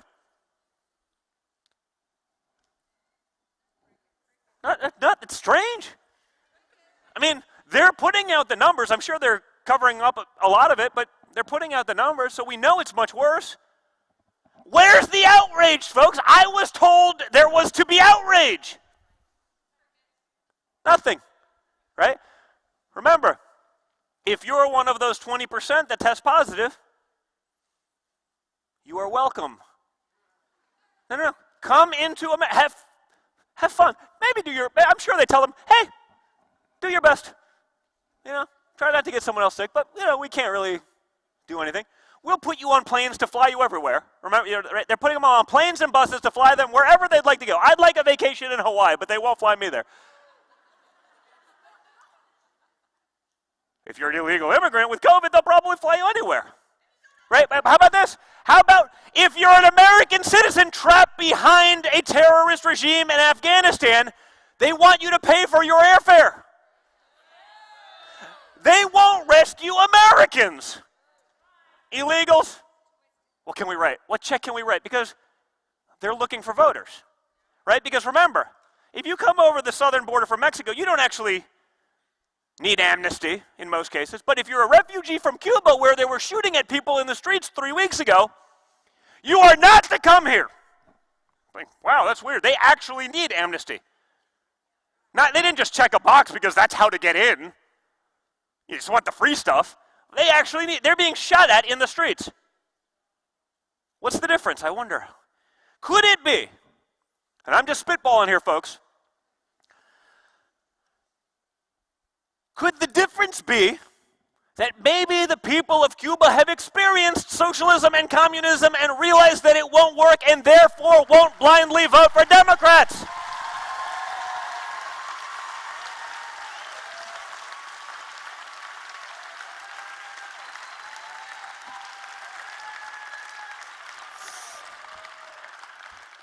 I don't know, guys. I'm starting to think that could be it.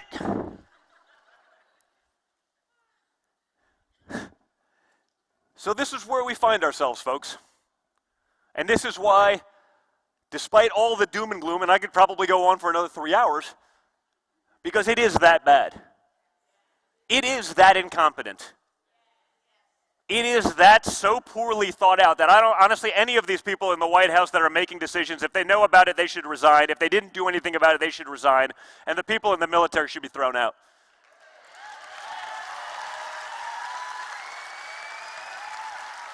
I think they should put the young man that was just kicked out for questioning, for saying, hey, I'd just like to know, is anyone going to answer for these failures?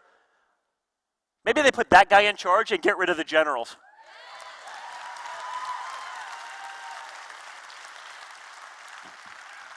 At least those guys like their country.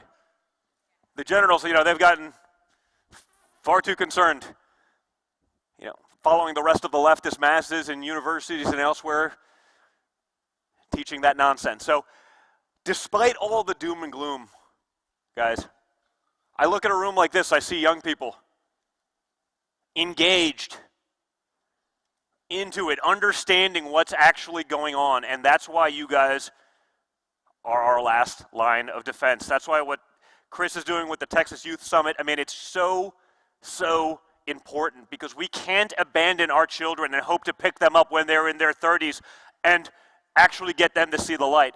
They're being indoctrinated from moment one, whether it's school, university, sports. Remember, LeBron James, worth about $1 billion, can say a lot about how oppressed he is in America. He will not speak for the Muslim Uyghurs in China. I'm trying to figure out why. You would think, true story. Fact check. But again, Hollywood, academia, sports, pop culture, they own it all. So when I see a group of young people like this, it makes me feel hopeful. All right? Like I said, I promise you, for me, being a vocal conservative is not a good business model when you've spent your entire career as a real estate developer from New York City. But some things are worth fighting for, and we must. Okay? We must do it for our kids.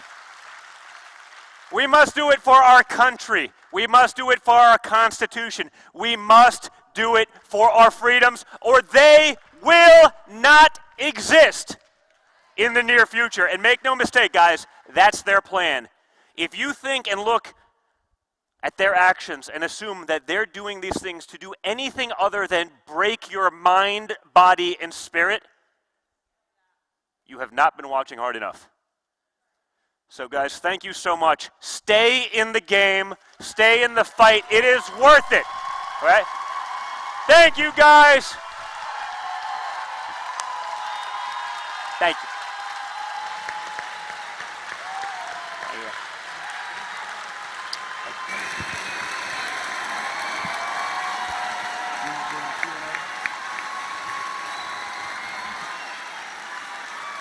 Thank you, guys. Okay?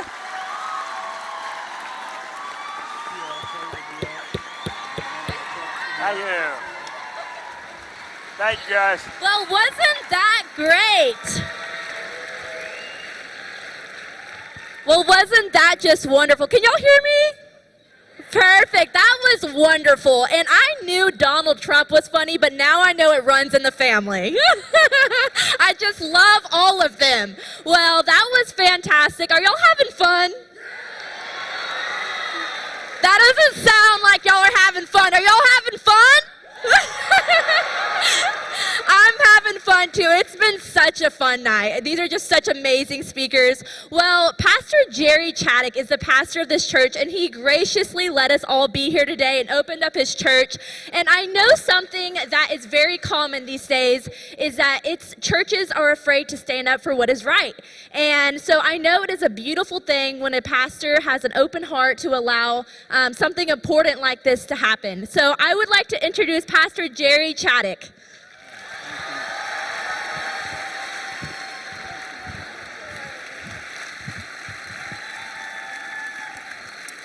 Well, thank you so much for being here. We're honored to have each one of you.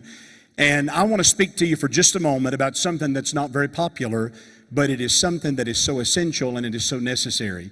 Are you enjoying yourself this evening? Are you having a good time? All right. Well, certainly all of us that are here this evening understand that an event such as this does not just happen. You know, we don't want to talk about it, but the issue is it takes money. It takes tears, sweat, and blood, and it takes a lot of money to be able to put something like this on. And we who are adults recognize the importance, do we not, of our younger people understanding these principles, of being encouraged, charged, and challenged. You know, there's got to be something that pushes back against the evil tide of indoctrination in so many of our liberal universities, where the stated agenda is to teach the opposite of what we're hearing this evening and of what we'll hear tomorrow. And so I believe it is a great opportunity for all of us to be able to contribute to this Texas Youth Summit. I'm thankful for Christian Collins. I'm thankful for his heart. He set the tone, did he not, when he started this evening by sharing with us the principles of this youth summit and of what we're here to learn. So I want to challenge all of us right now to do something. There's going to be 3 ways in which you can contribute. We're going to put up some information on the screen. There's a QR code. You can use that. Well, I'll tell you, all of us are using QR codes these days. You can use that and you can contribute tonight. Or you can give via text. We'll put up a number where you can text give. But also, in the seat pocket in front of you, you'll notice an envelope just like this one. And in it is a card where you can fill out a donation. You can give by check or you can give by credit card. And I want to really challenge every one of us. You know, all of us that are here tonight, we can do something. We can do something to really leave our footprint here with these young people and the next generation, to leave something for them that will impact our culture, that will take the message that we're hearing and we'll hear tomorrow and make a transformation in our state and in our nation. So I really want to ask you to dig deep.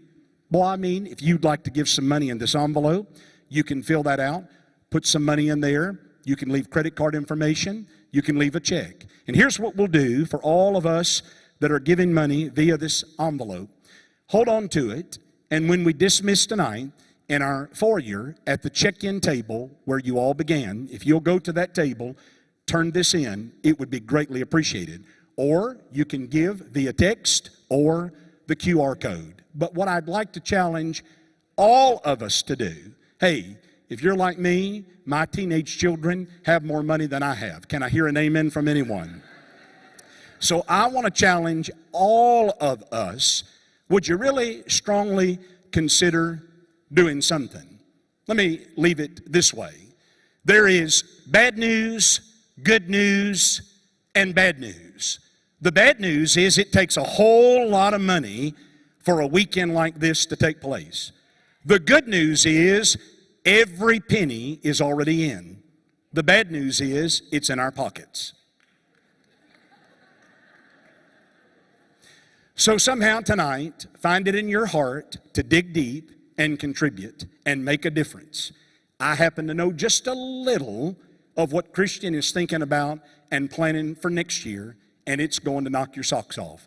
So this is a worthy investment, and I can unashamedly encourage all of us to dig deep and to give. So let's continue to enjoy ourselves. I'm telling you, it's going to be a great rest of the evening and weekend. We welcome you to MIMS. You're our honored guest. We're delighted to have you, to the glory of God. Thank you.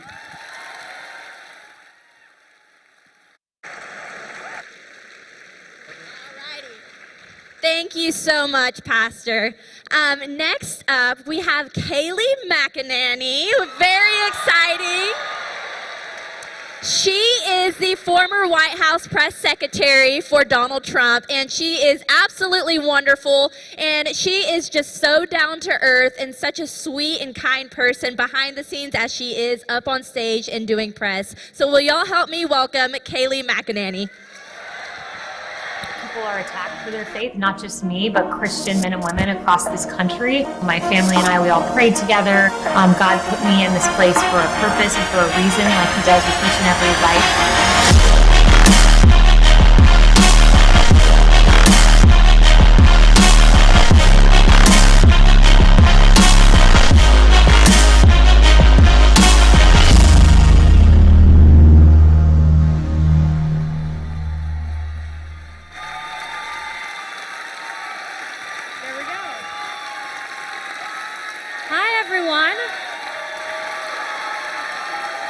How's it going? Oh, thank you. It is so wonderful to be at the Texas Youth Summit. I am so excited to be here. Love coming to the great state of Texas. I'm from the great state of Florida, another great state. Most of you have probably seen me back in my White House days, sparring with Jim Acosta and Caitlin Collins and John Carl. Boy, is it a different press corps today than it was just a few months ago, isn't it? Thank you. I brought a question comparison for you all. It was motivated by the briefing I saw, I think it was just yesterday, where one of the questions, as we are in the midst of a catastrophe, one of the questions was, how is President Biden doing? That was one of the questions. It reminded me of one of the questions that was asked at the very first White House press briefing with Jen Psaki, and that question was literally this: could you just give us some color about what it was like for him going into the Oval Office? He's been waiting for this for so long. What was his reaction? That was one of the questions. Later, in a briefing that was subsequent, it was, will he keep Donald Trump's Air Force One color scheme change? Can you clarify for us what happened with the president's dogs? There's some reporters saying that one of them was involved in a biting incident. By the way, on the biting incident, there was another dog question today. We learned that, in fact, it wasn't just one bite, as we were told, it was actually 8 bites. So they were misleading us on something as small as a dog bite. So interesting side note. And then my favorite, any update on the White House cat? These are literal questions. This is not parody, that's not SNL. These are the questions being asked by the White House press corps. Now compare that to these. Let me ask, if I can, Kayleigh, why does the president keep hiring people who are dumb as a rock, overrated, way over their heads, wacko, and incompetent? So you've used the phrase warriors to describe everyday Americans fighting the pandemic. The president is using that phrase as well. What's the thinking behind that description? And is that basically asking Americans to put themselves in harm's way like warriors do? What in the world? It's called a simple analogy, but that was lost upon the press corps. And then this one was my favorite question. Does President Trump believe that it was a good thing that the South lost the Civil War? I'm pretty sure, go back and watch the clip. I stopped flipping my pages, I looked up, and I'm pretty sure my mouth was agape a little bit at the absurdity of a question like that coming from a serious reporter. That's the difference in the questioning. But I've got to say, as contentious as it got, it was the honor of a lifetime to work for President Donald J. Trump.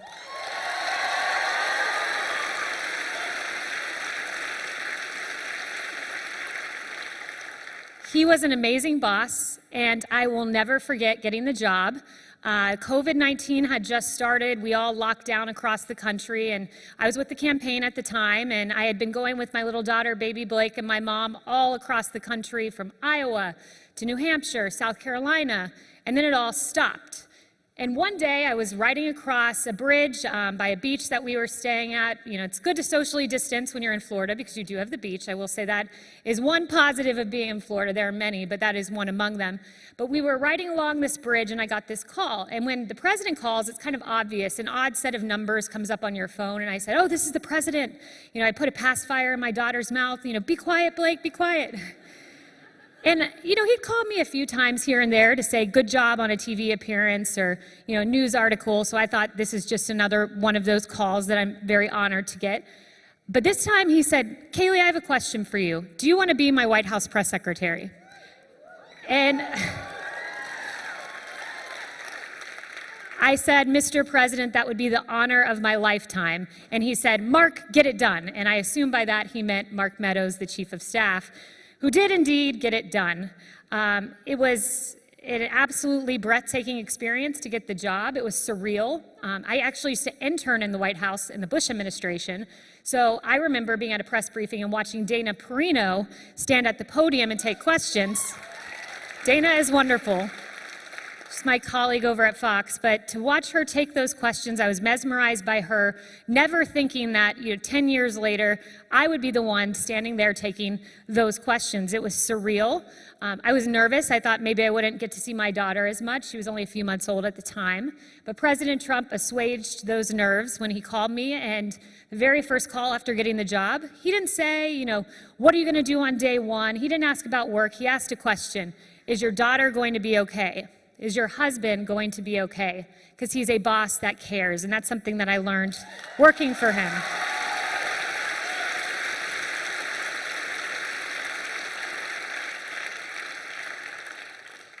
But But soon after taking the job, I became nervous, taking the job in the middle of a global pandemic, not knowing what was on the horizon. I became fearful, and that's when my dad looked at me and he said, "Kayleigh, maybe you were made, quote, for such a time as this."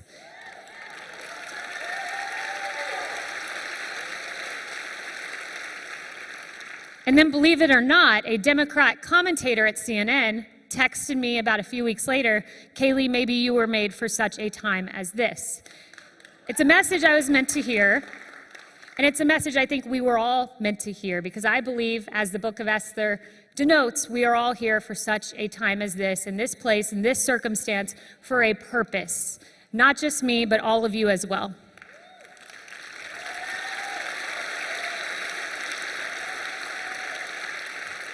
You guys are a fun crowd. I speak a lot, but this energy level, wow. At 9 p.m. at night. So my first day was April 13th, 2020. I'll never forget showing up. They were doing the COVID-19 task force briefings, where President Trump was flanked by Saint Dr. Anthony Fauci, who was wrong at just about everything. But I had watched these COVID briefings and taken a lot of notes during my time on the campaign, and I came prepared. I study a lot. It's just my nature. It's my habit. I probably over-prepare. But that paid off, because when I got there that first day, I was brought in by the chief of staff to help prep President Trump before his briefing. And President Trump, he's fun to watch prep, because he'll take out, just like this, he'll have these plastic note covers. He'll take out the text. He'll take his black Sharpie, cross out parts, tear up other parts. Sometimes I've seen him with scissors cutting parts off. And he reads his opener, his scripted opener, through and through, and he'll change commas and periods and words. But he doesn't spend much time preparing for the back and forth, because he's really good at that kind of natural back and forth with reporters. So I learned my only chance to brief him would be running to the briefing room, telling him what a question is. And on that day in particular, my first day kind of learning his style, I knew what the question would be. I knew it would be a question about Dr. Fauci's comments. Of course, Dr. Fauci made another comment that made our life more difficult. He said, "I mean, obviously, you could logically say if you started mitigation earlier, you could have saved lives." So the media was spinning this to say, Dr. Fauci says President Trump didn't start early enough. So I'm sitting across from the Resolute desk for the first time ever, my first time ever in the Oval Office. Resolute desk is that historic desk. You probably remember JFK Jr.'s son crawling through that little door at the bottom. We could cheer for JFK Jr., yes. So I'm sitting there and I said, President Trump, here's how, he said, how would you answer that question? I go, here's what I'd say. On January 6th, I issued a travel notice. There was not a single case of COVID-19 in this country. January 11th, there were 0 cases. I issued another level 1 travel notice. January 17th, not a single case. I issued health entry screenings at major airports. January 21st, I activated an emergency operations center, just 1 case. And then finally, on January 31st, with not a single U.S. COVID death, I issued a travel ban on China that Joe Biden called xenophobic. He looked at me and goes, "Can you go type that up?" And I said, "Yes, sir, I can." Typed it up, ran it back to him, watched the briefing from my office, and I watched him read that word for word. He often doesn't...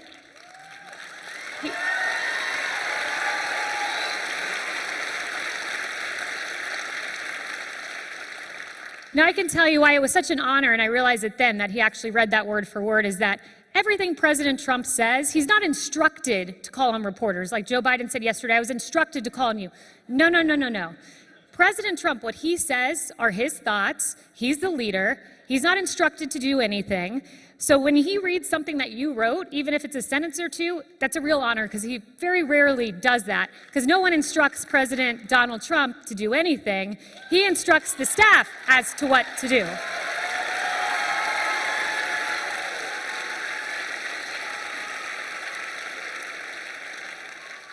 Now, when I came in, I didn't know if he'd ever asked me to do a press briefing. It had been 400 days since a White House press secretary had stood behind the podium. But about a few weeks into the job, he looked at me and he said, "Kayleigh, do a briefing." And I said, "Really, Mr. President?" He said, "Yes, I want you to do a briefing." And I go, "Okay, that sounds good." And I'm pretty sure I figured out why he all of a sudden asked me to do a briefing. One day I was taking notes. I took a lot of personal notes in the White House. And he said, show me your notes. And I showed him, he goes, this is amazing. He would start holding up my notes, governors, senators, congressmen. It didn't matter who was in the room. Kayleigh, hold up those notes. I think he realized if I could take notes like that, maybe I could do a briefing. So he kept saying it. This was like on a Wednesday, and he said, Kayleigh, I need you to do a briefing. I go, okay, Mr. President, thinking I'll give myself at least a week to prepare. And then I think it was like late Wednesday night, he goes, and by the way, do it before the weekend. And I was like, how is this going to work? So I ran back to my staff, and we started creating the binder, which you all probably recall.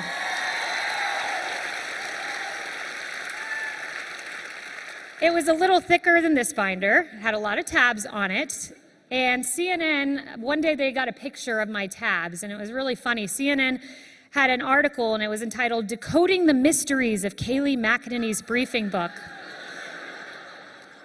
So we thought maybe we should we didn't ever do this, and I do regret this. Instead of having tabs about COVID-19 or protests or whatever the happenings were of the day, we thought we could do a little head fake with the media and do Acosta, Collins, Carl, the names of the White House correspondents.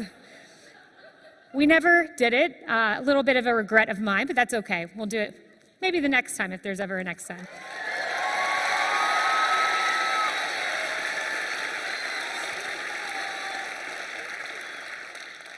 But I'll tell you, on that day of my first briefing, we put in a lot of preparation. We always did, working late into the night, early in the morning, meticulous research. But I can tell you the most important thing to making any of those briefings possible was prayer and faith.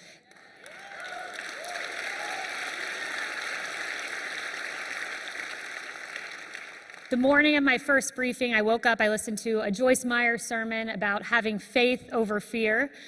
I listened to Christian music on the way to work, and I tweeted this, Philippians 4:13, I can do all things through Christ who strengthens me.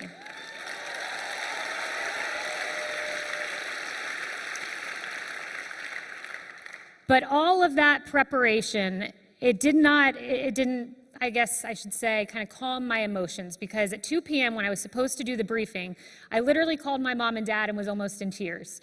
And I thought, how am I going to walk to that podium if I can't even control my emotions right now? I'm not a really emotional person, but I was in that moment. So I went to the little bathroom in the West Wing, got on my knees, and I said a prayer.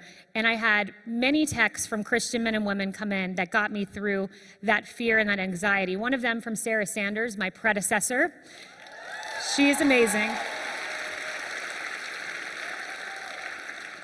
And she sent me a list of advice, and one piece of advice was, most importantly, pray. Let God carry you through the tough times, give you strength when you don't have any wisdom. And she sent me her Jesus Calling devotional from that very day, the same day of my briefing, May 1st, but 2018, during her tenure. She used to always read her Jesus Calling before going to the podium. And those words were very prescient for me. They said, you are on the path of my choosing. There is no randomness about your life.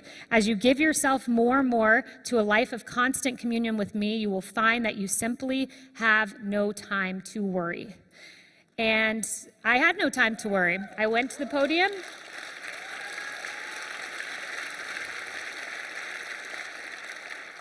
Vice President Pence motioned towards me with praying hands and said, I've been praying for you, and I felt the prayers of both him and all of those around the country. We all did in the administration. I know a lot of you prayed for us on a daily, weekly basis, and I can tell you, we felt those prayers.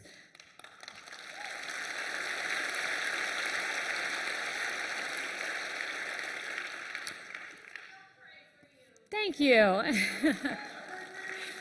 Thank you. Oh, thank you. Wow. You guys are such a confidence booster.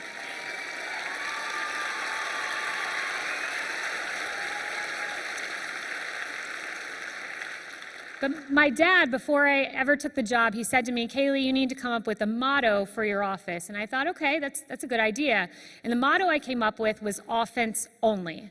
Because we live in a world where the press is constantly negative towards anything conservative, Christian, Republican, so offense only. We needed accountability in the briefing room. Facts, accountability, truth, and that is what we brought. By way of example, if you look at some of the things that have been said from the podium today, Why are they not held accountable for the things they've said? For instance, we were told from the White House podium in the Biden administration that Biden never called the travel ban xenophobic. He did call it xenophobic.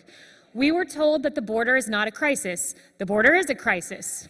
We were told that there's no crime problem, there's a gun problem. Wrong. We were told that President Trump did nothing constructive in the Middle East. Oh, wait, how about Middle East peace? Yeah, historic, four deals.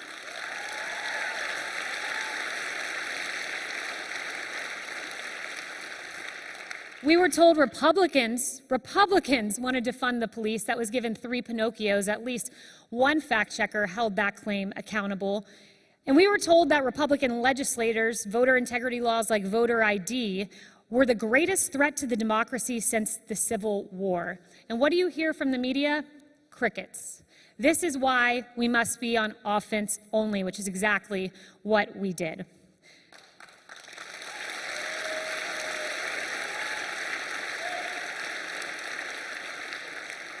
And I can say this, since I was at that podium, since President Trump was in that Oval Office, there's been a whole lot of vindication. And here's what I mean by that. We were told by the media a few things about Lafayette Square. NPR said, peaceful protesters tear gas to clear the way for President Trump to take a photo op at a church. Washington Post, inside the push to tear gas protesters ahead of a Trump photo op. Then there was another Washington Post headline, from Tiananmen Square to Lafayette Square. CNN's Jim Acosta asked me, would you have gassed and pummeled protesters to clear the park so the president could have a photo op if you did it again? Fast forward a few months later, here's what we find out. And this was from an Inspector General report of the U.S. Department of the Interior. Quote, we determined that the evidence did not support a finding that the U.S. Park Police cleared the park on June 1st, 2020, so that the president could enter the park. So all of those headlines were fake news. Then you go to the Russia bounty story. This one really gets me going. The New York Times reported that Russia had bounties on the heads of U.S. soldiers in Afghanistan and that President Trump did nothing about it. It was false. It was a lie. It was defamatory. And I said that from the podium. I said, this is not verified. There's no consensus from the intelligence community. In fact, there are dissenting views on this intelligence. And I said, before buying into a narrative from the New York Times that falsely states something about the president, wait for the facts to come out. But they didn't wait. No, President Biden went out, candidate Biden at the time, accused President Trump, how ironic is this now, of dereliction of duty. He was accused of treason, President Trump. All of a sudden, and this is even really sick, the New York Times even convinced military families, Gold Star families, that their commander-in-chief did not care about these bounties, and in fact, some of these bounties might have led to their death. They interviewed them, published their quotes. They didn't wait for the facts, and I can only imagine the pain of a Gold Star family thinking that they had a commander-in-chief that didn't care. And then 10 months later, here's what we find out. Daily Beast, not a Republican publication by any stretch. U.S. intel community walks back claim that Russians put bounties on the heads of American troops. It was a huge election time story that prompted cries of treason, but according to a newly disclosed assessment from Joe Biden's administration, I inserted that part, Donald Trump might have been right to call it a hoax. Oh, isn't that nice? 10 months late. Then there's the COVID lab leak theory. What about that one? The president suggested that COVID-19 might have originated in a lab in Wuhan. USA Today. Trump says U.S. investigating whether coronavirus spread after China lab mishap but cites no evidence. NPR. Scientists debunk lab accident theory of pandemic emergence. Washington Post. Fact checker. Was the new coronavirus accidentally released from a Wuhan lab? It's doubtful. CNN. Anthony Fauci just crushed Donald Trump's theory on the origin of the coronavirus. 1 year later, Washington Post, how the Wuhan lab leak theory suddenly became credible. 1 year later.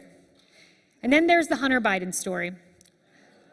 New York Post published emails from Hunter Biden's laptop showing Hunter Biden leveraged connections with his father to boost his Burisma pay.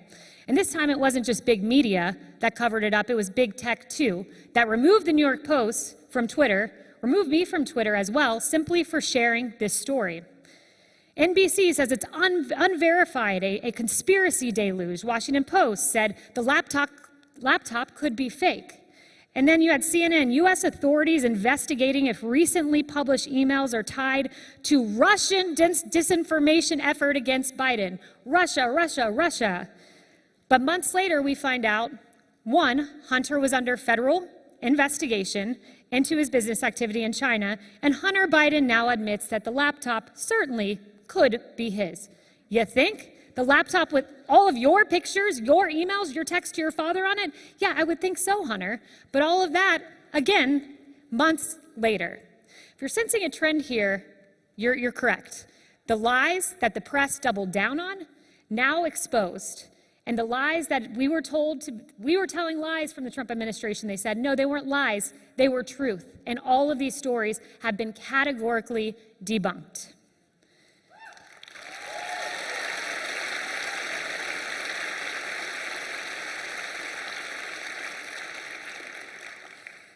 Well, those are a little bit of my time in the White House, and I'm going to share more about that time in my book coming out, For Such a Time as This, My Faith Journey Through the White House and Beyond.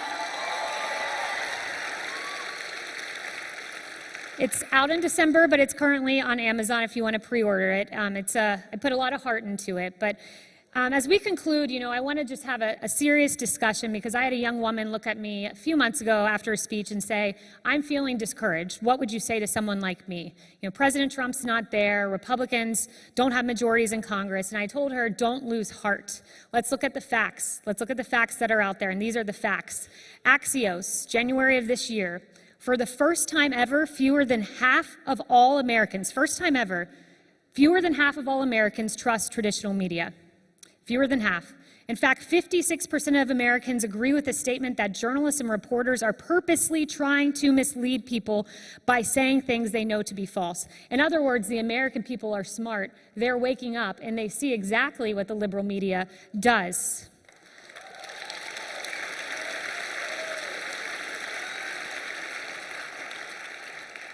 As of May, the issue most important to voters, and it might have changed by now, but in May it was crime on American streets. This is an issue that just 38% approve of Biden's handling of it, and only 18% approve of the defund movement. On Afghanistan, 70% disapprove of what President Biden has done. In a USA Today poll out this week, his approval rating is at 41%.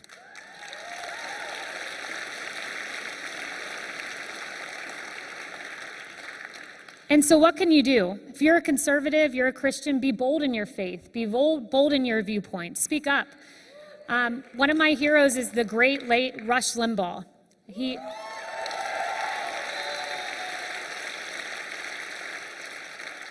informed my political compass, riding in my dad's truck, listening to his program all throughout my life.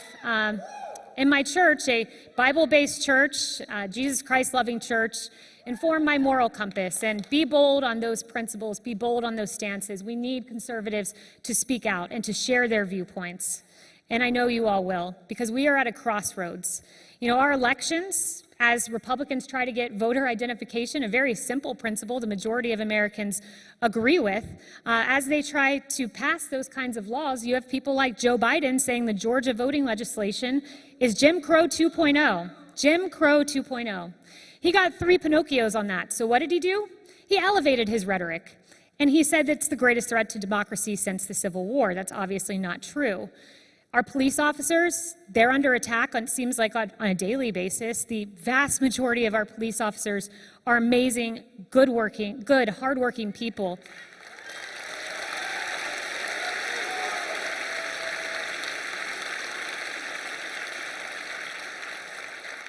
Like Constable Ryan Gables, who has been so kind to escort me around tonight. Thank you.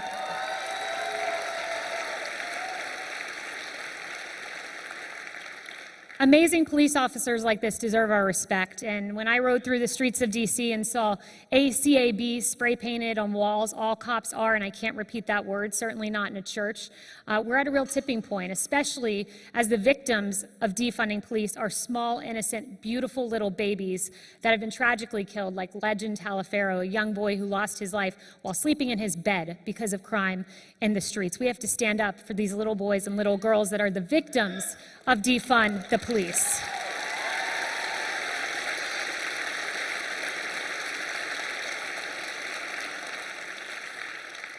And I can't believe I'm saying this, but we have to stand up for something as simple as the American flag, which is also under attack.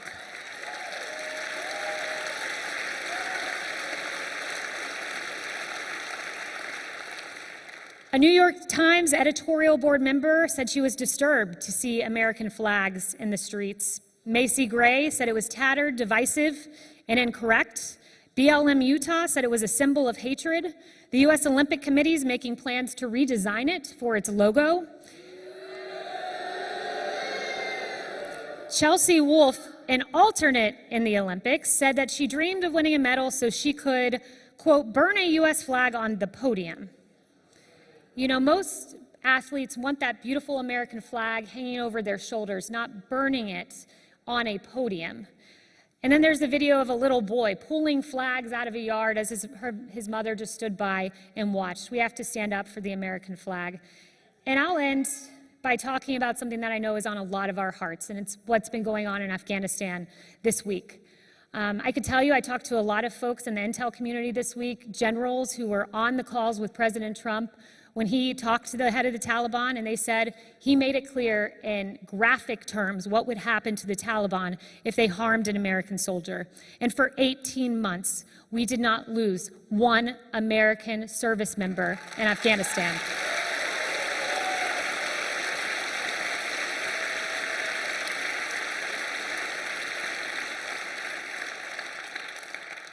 And as Joe Biden tries to say this is Trump's fault, it's laughable, because I talked to the Director of National Intelligence, former John Radcliffe, and he said to me, I remember being in the Oval Office with the President, and the President said, John, it's really important that we don't just pull out, that we negotiate a peace deal, an interim government before.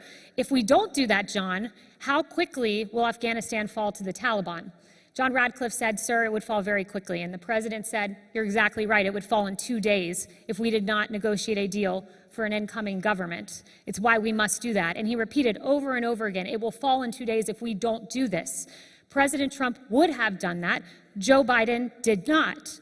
And it led a director of national intelligence, a different one, to say to me this was not a failure of intelligence, but a failure to listen to the intelligence, which is exactly what President Trump was doing. And as President Biden attempts to shift blame, I have a question for him. It wasn't President Trump that set this arbitrary deadline that became a Taliban red line. That was you.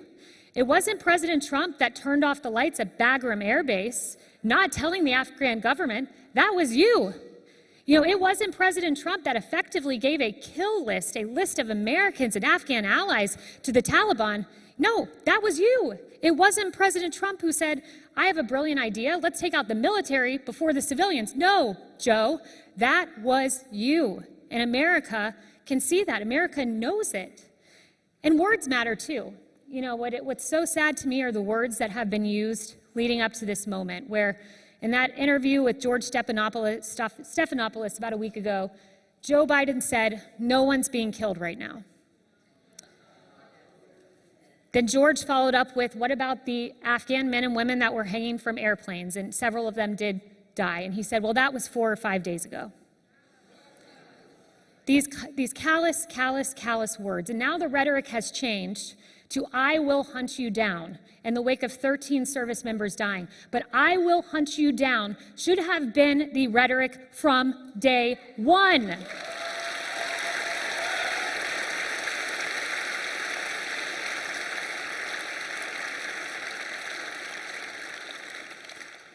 But setting aside the very ignorant decision-making of our elected leaders, I think that will be investigated. I know it will. But what is far more important than that in this moment are those 13 American heroes that paid the ultimate price. As I was sitting backstage, I tried as hard as I could to find as many of their names as I could, and I want to read them to you. Maxton Soviak, age 22.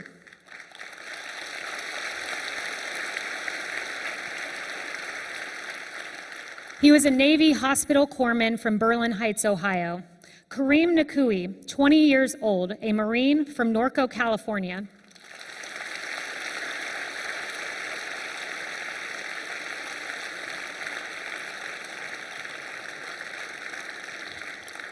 They deserve that standing ovation.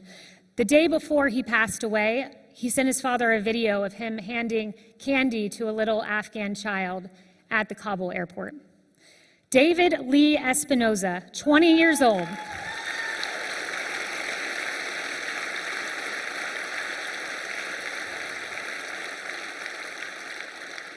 He was a Marine from Laredo, Texas. Yep. Riley McCollum, age 20, from Bondurant, Wyoming. He was a Marine.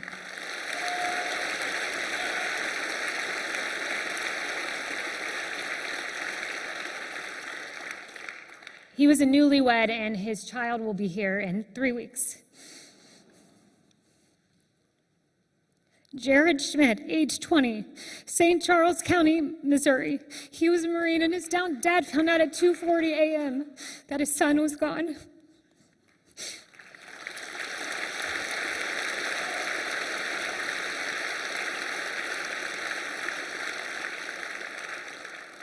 Hunter Lopez, 22. He was a Marine, and he wanted to be a sheriff deputy.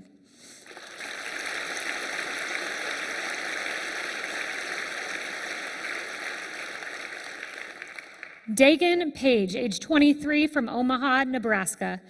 He had a tough outer shell, but a giant heart.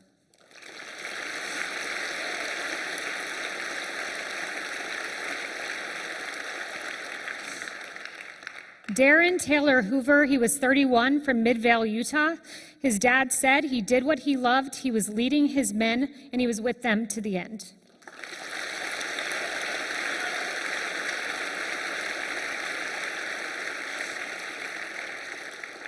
Ryan Nouse, 23, from the Army, Knoxville, Tennessee.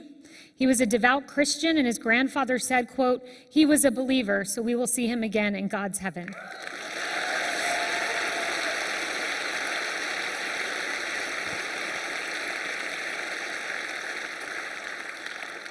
And there are 4 more whose names that we will learn in the coming hours and days, but I have 3 words. Remember these names. Remember them.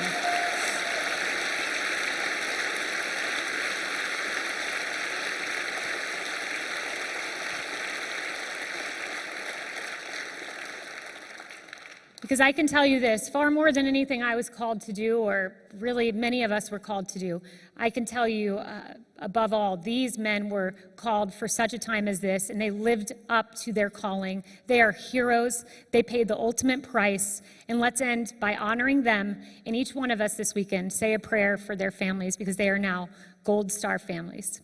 Thank you, everyone.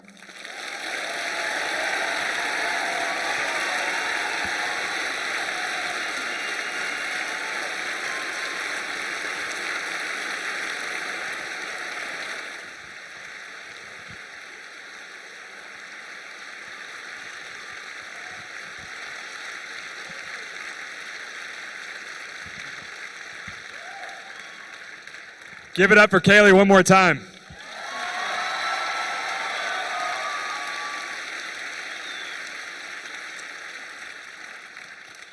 Well, I just had a couple of questions, maybe more personalize you. What do you tell young people that, want to be like you one day? Well, the most important thing is having a passion and a work ethic. And I can tell you I had a passion, a burning passion and love for politics from a young age, and a work ethic instilled in me by my father. And I think the most important thing is intern, intern, intern. You know, everyone, especially a political campaign, they need and they want free help. You know, they need interns. So, you know, I started interning in Republican politics in high school at my local field office for the Bush-Cheney campaign. Went on to intern in Congress, in the White House, Fox News, where I now host a show from 12 to 1. That was a great experience to be an intern there. So when you intern, you meet people along the way, you get invaluable experiences, and you know, step one is getting the internship, and then step two is rising to the occasion, because people are busy, they don't have time to give you a task. And so, you know, when I was at Fox, for instance, I said, you know, why don't I make my producer's job easier and try to write the opening script? It was just a few sentences for Hannity's show that I was working on, and you know, I just wrote the little 4 sentences, put it on his desk, and one day he said, these look pretty good. You know, maybe you should start doing this. And it ended up where he let me write it, he would edit it, and then I'd get to go and actually sit and help do the video editing at the back end. And the whole point of that story is just to say, get the internship and then rise to the occasion. That's a great answer.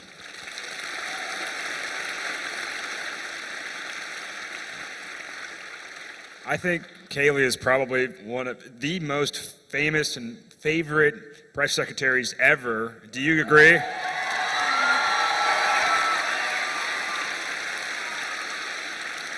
You're sweet. Thank you. This is corny, but I've just been saving it all night. She ain't no circle back girl. So I'm sorry. I'm sorry. Okay. Thank you. That's so sweet. You guys are the best. This is, I could say, one of the best crowds I've been at. You can tell Charlie, they're giving Turning Point USA a run for their money. Well, I'm kidding. I love Charlie Kirk. He's the best. We support Turning Point, so we love. I love Charlie Kirk. I speak there every Charlie. year. Yep. Yeah. So. Yes. There you go. Yeah. So. I generally find that successful people have morning routines. Do you have some type of morning routine that you typically do that maybe you could share? Oh, yikes. My sister, Ryan, actually wanted to video our morning routines because she goes crazy. It's so chaotic. We were staying with my parents for a little bit in between houses, and there were 3 barking dogs, a daughter screaming, my 1-year-old and 8 months, running back and forth. I'm on a conference call. My sister's on a conference call. At one point, they were changing doors out on the wall of my parents' house. It was absolute and utter chaos. So my morning routine is trying to prepare for my hour-long television show amid absolute chaos. Okay, fair enough. I was like, I expected like coffee, workout. No, there's coffee, yeah. Yeah, okay, awesome. Avoid the chaos. I like that. So, well, what does it mean to you? I love the title of your book, to be a Christian serving in politics, and what do you encourage young people to do to stay true to their faith? Yeah, I think one thing is this. I saw a tweet from Tim Keller earlier. He's a great pastor in New York, and he talked about tolerance. And tolerance does not mean that you ever sacrifice your principle or your beliefs, but it means learning to respect the other side. And I can tell you that when you're in this political realm, you know, there's Democrats, there's Republicans, obviously opposite sides of the aisle, but you can tell when you meet a Christian in the other party, and your hearts just kind of connect in a way that transcends the chaos of the U.S. political process. And I think looking at others with grace and understanding is so helpful. A good example of this to me is Van Jones, who's a CNN commentator, someone I could not be more opposite of politically. But when I first started at CNN, it was not easy. It was 8-on-1 panels, Democrats on me, the one Republican, oftentimes. And when I first walked into the green room, Van Jones looked at me and he said, "Kayleigh, I love your cross." And he had never met me, but the fact that he said that to me, and then his heart just shone throughout after. He gave me his little mirror to get food out of my teeth. He was just so kind and gracious, and he has a great reputation because he's a great Christian man, and he can see beyond party, because there's something bigger, and it's Jesus Christ, and it's Christianity. So if you carry that grace with you, then you can exhibit grace under fire.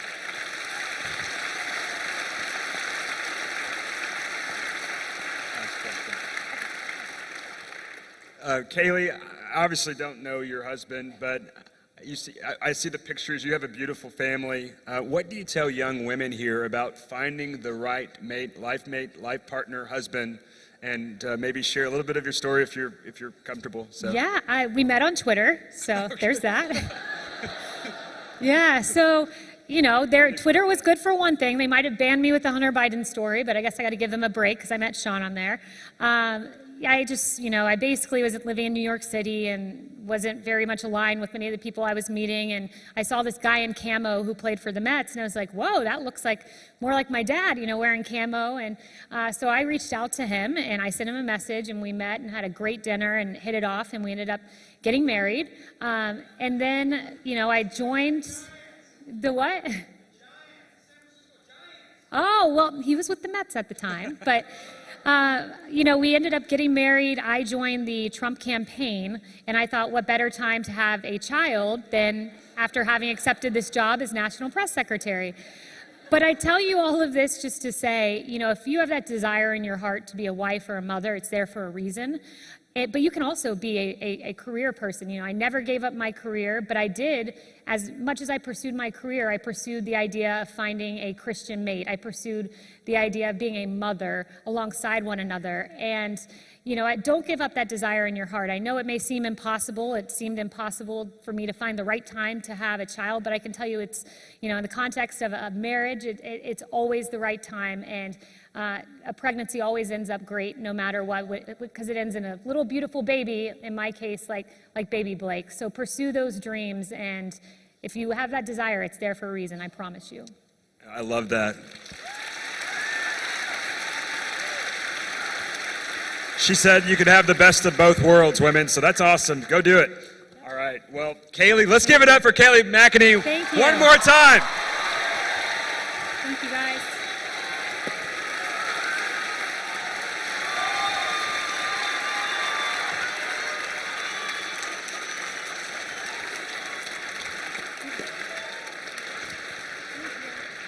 Wasn't she just wonderful?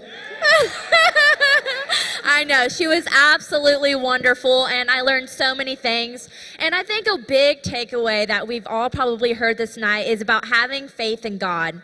And I know there's a lot of division in this world, and there's a lot of things that we may disagree on. But when we put our faith first, that is the most important principle we can ever take away. So next up, we have someone very special. We have Senator Ted Cruz.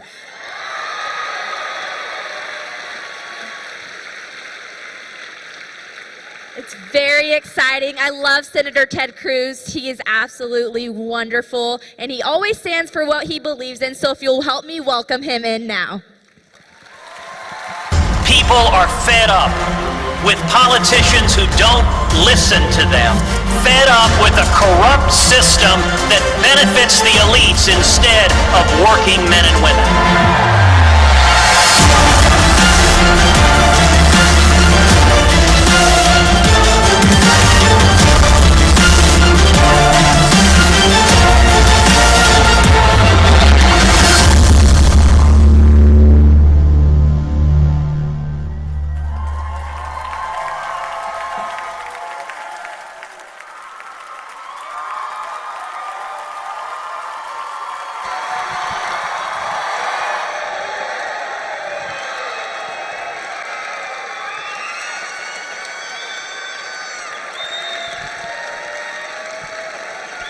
Wow!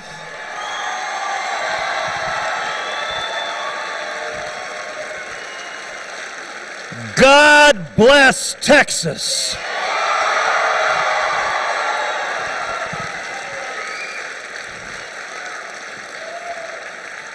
This is phenomenal. I want you to look around at the men and women, the young people gathered here today, fighting for freedom.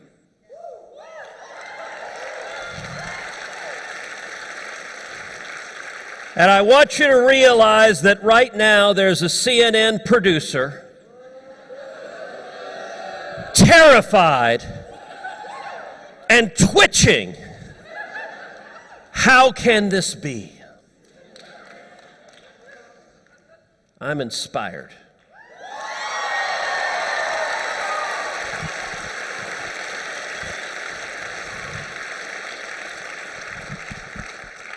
I'm going to commit a radical act. I'm going to speak the truth.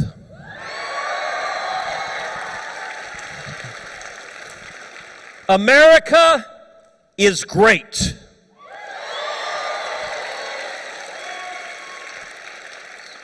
The Taliban are terrorists.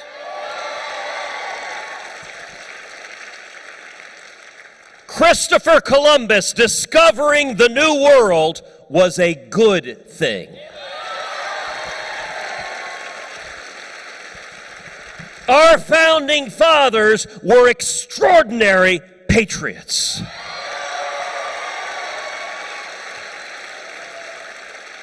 George Washington was an extraordinary patriot.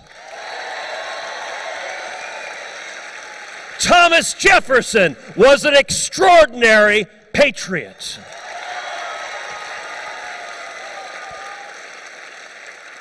America is a force for good in the world. Israel is our friend.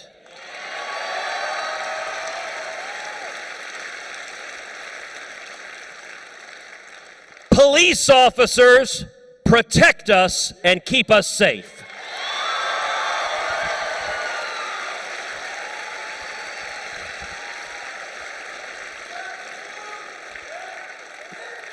There is a difference between boys and girls.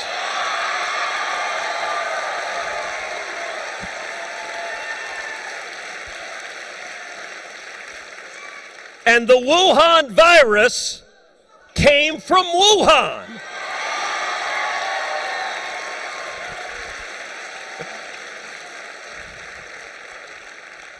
Now I want you to pause and think.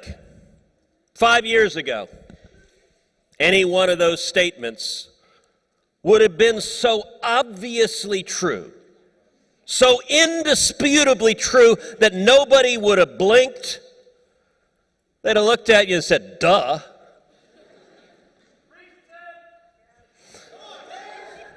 My dad's the preacher. I got to stay in the political world. But tomorrow you'll get to hear my dad go.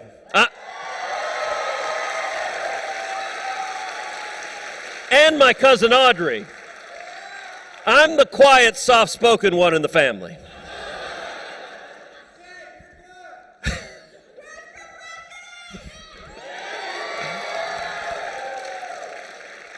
Today, if you say any of the things I just said, you risk being canceled.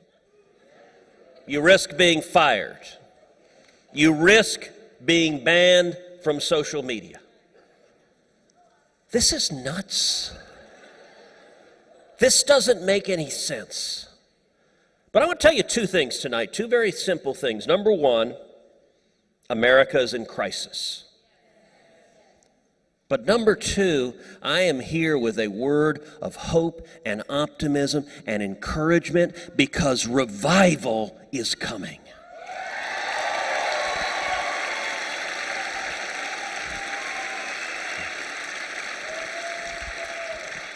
So let's talk about the first part. Let's talk about the crisis. This has been a tough couple of weeks for all of us.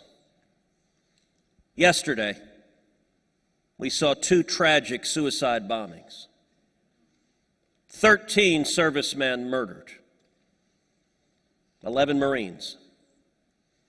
1 soldier. 1 sailor. 20 servicemen wounded. The worst combat violence in a decade. Everyone in our country has watched what's happened in Afghanistan, and our hearts are breaking. We see people hanging on to the wheels of planes as they take off. Now, what I want y'all to do is understand why Afghanistan is happening. Because it's a combination of 2 things that are very, very dangerous. Number one, the disaster in Afghanistan is the product of radical extremism and ideology from the Biden administration. When I went through my litany of things that were obvious just a few years ago, one of them was the statement, the Taliban are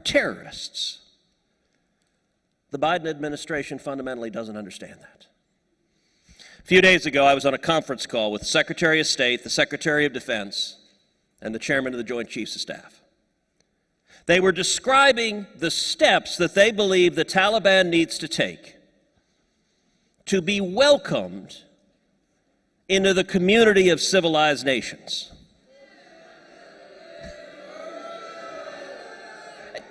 These guys don't understand. The Taliban don't want to be welcomed into the community of civilized nations. They want to kill us. The ideology of the left.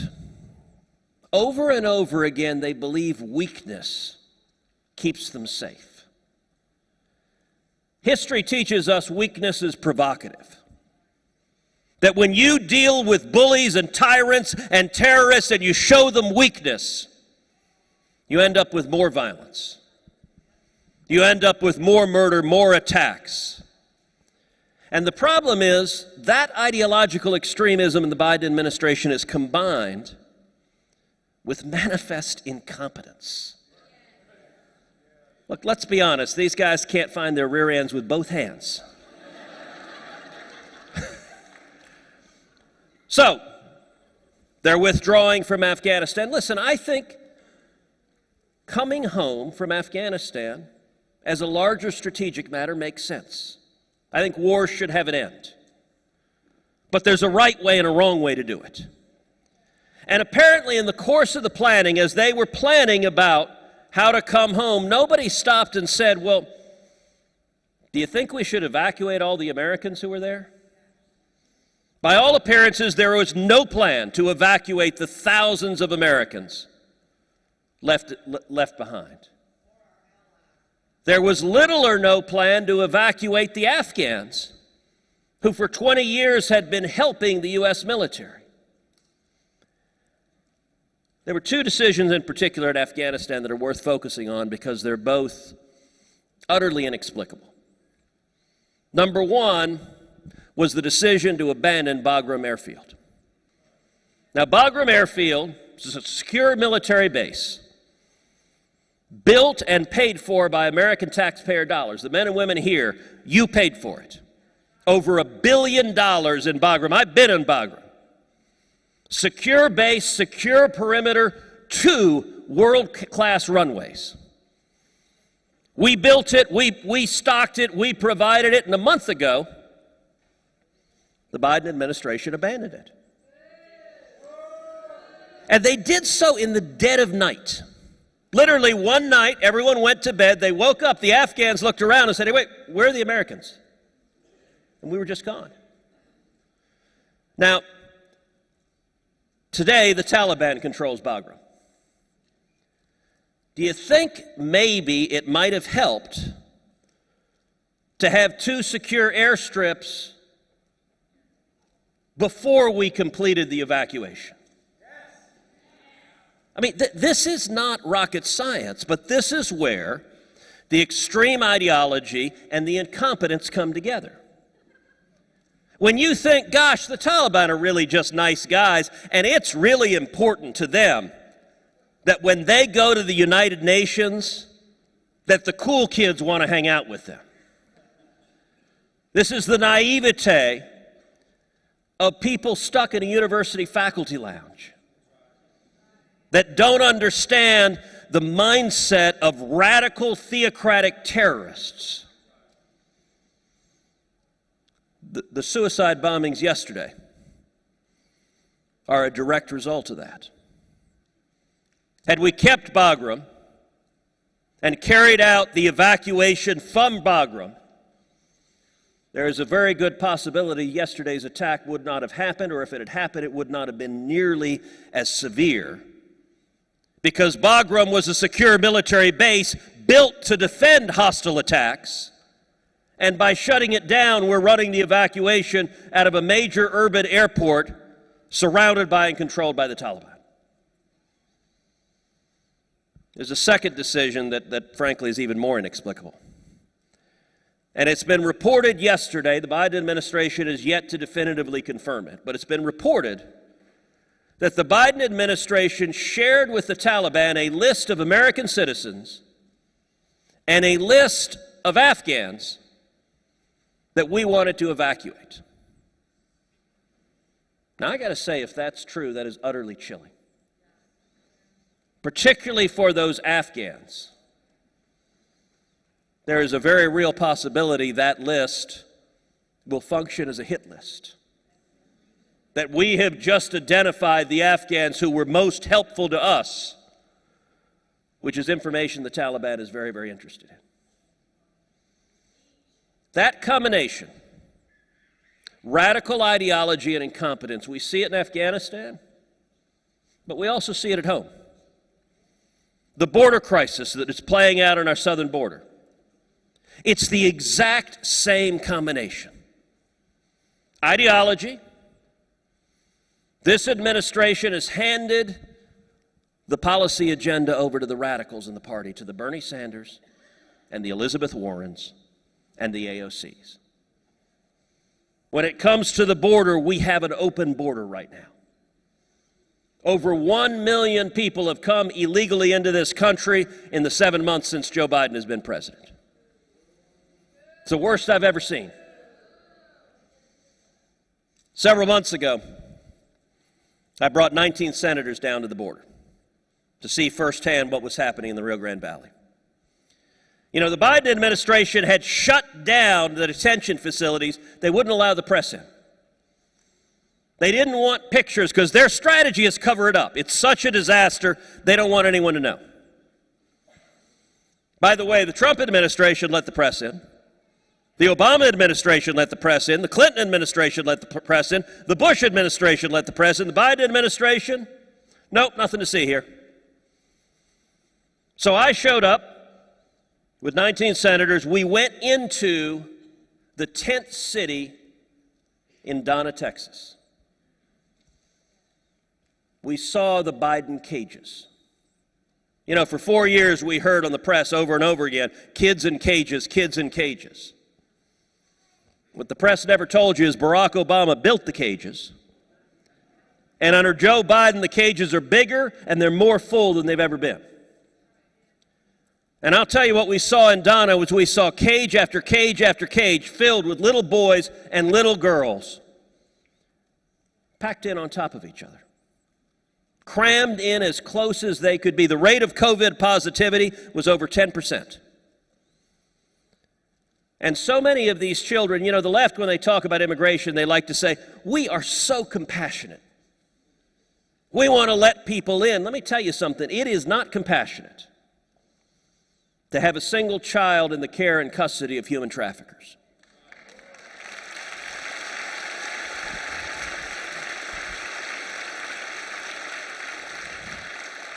Far too many of these kids are being horrifically abused, physically abused, sexually abused. The traffickers who are bringing them in are vicious criminals. MS-13 is a major, violent, evil cartel. And they're making billions right now. So the Biden administration wouldn't allow the press in, so I pulled out my phone.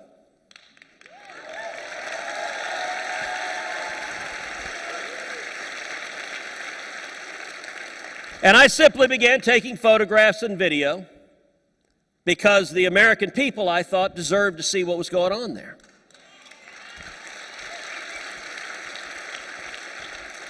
Now, I'll tell you, the Biden administration actually sent a political operative down from Washington, a young woman, whose job it was to try to stop me from doing that.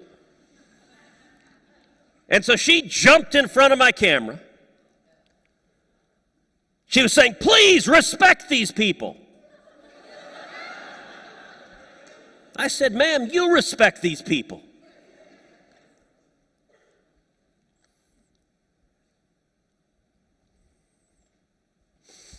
After she finished trying to block the video and I kept filming it anyway, she did comment to a friend of hers. She's like, well, I'm glad I got my hair done because I guess I'm going to be famous now.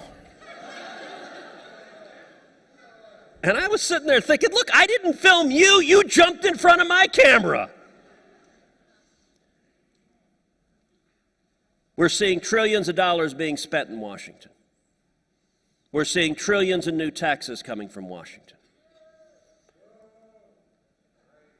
We are seeing radicals being put on the bench that want to undermine our free speech, our religious liberty, our Second Amendment, all of the Bill of Rights. America is in crisis. So why then am I optimistic? For a simple reason. From the dawn of time, politics has been like a pendulum. One party gets in power, they go too far one direction. And in the American experience, the American people pull them back in the direction of sanity. Every time we see these guys do something else that is bat crap crazy. By the way, that's a technical medical diagnosis. If you pull out a medical encyclopedia, you look it up under B for bat. Look, it's there. All right, you don't believe me. Let me give an example. We had a vote on the infrastructure bill earlier this year. I introduced an amendment, said, all right, let's not send stimulus checks to millions of illegal immigrants in America.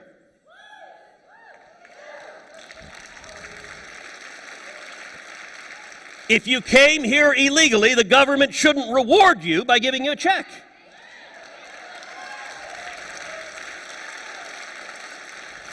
Every single Democrat voted no. It failed by one vote. I said, all right, okay, you want to send checks to illegal aliens. Okay. Here's another one. I introduced another amendment.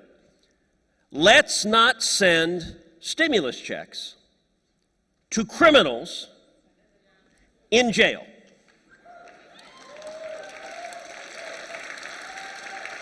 Like, this should be really easy. If you have criminals sitting in a 6x10 concrete cell, let's not come along and hand them a check.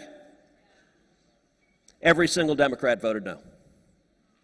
Failed by one vote. By the way, the next week I got up and I said, all right, I get it.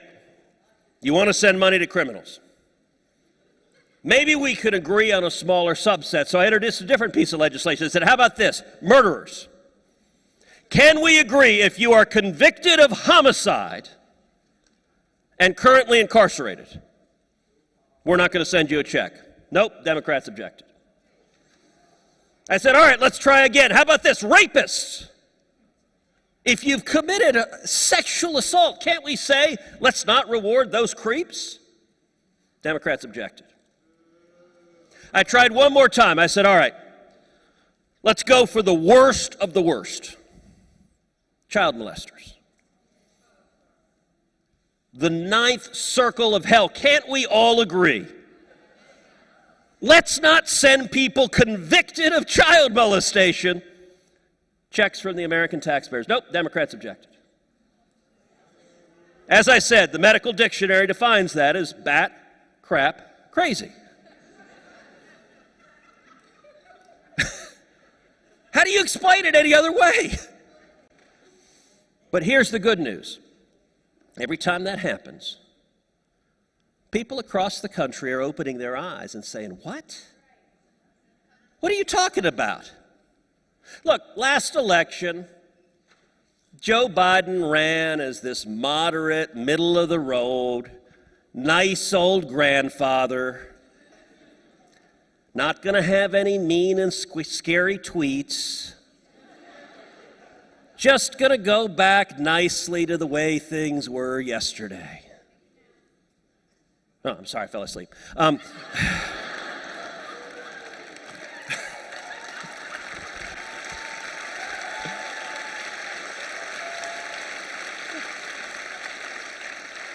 look, I get it. To some people, that was attractive. The last 7 months, hey, Corn Pop thought it was really good. The last 7 months haven't been remotely like that. This has been a radical administration.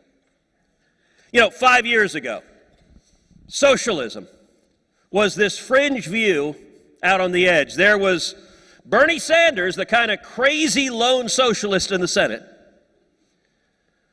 By the way, for someone that believes in government control of everything, couldn't somebody buy Bernie a comb? Listen, I've served with the guy 9 years. He doesn't comb his hair. All right, that's an aside. But 5 years ago, Bernie was kind of off on the left fringe, and the other Democrats were saying, no, we're not like him. We're not socialists. Where are we today? Today, next month, the Senate is getting ready to vote on the Bernie Sanders budget. He's the chairman of the Budget Committee. He has written the budget that Joe Biden and every Democrat is voting on and supporting. Bernie Sanders, an avowed socialist, says this is the most far-reaching, transformative legislation in a generation. When a socialist tells you that, that ought to get your attention. But the good news is, in response to all of that, I think people are looking at what's going on and saying, this doesn't make any sense. Open borders and chaos at our southern border, weakness abroad, giving in to terrorists, raising taxes on everyone, taking away our freedoms, and abolishing the police. That is a disastrous agenda. And let me tell you where revival comes from. It comes from each of you. It comes from each of you spreading the word of freedom. It's like a flame from one person to the next, to the next, to the next.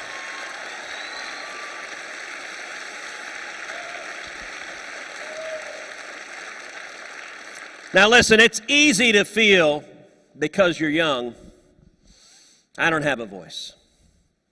You know, maybe you're still in school, maybe you don't have a job, maybe you haven't been elected to anything. You may be saying, look, what can I do? I'm a teenager, I'm in my early 20s. What chance do I have to speak out? Let me tell you, with your friends, with your classmates, with your peers, you have a louder voice than any person up here tonight could hope to have.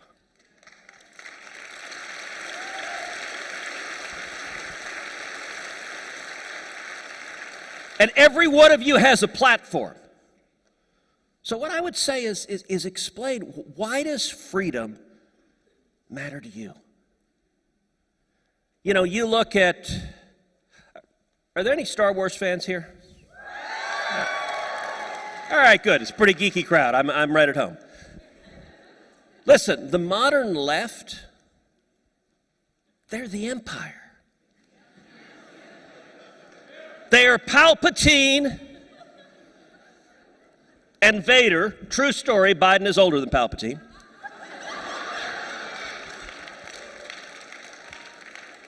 And they are telling young people, you will submit or die. And you want to know who we are? We're the Rebel Alliance.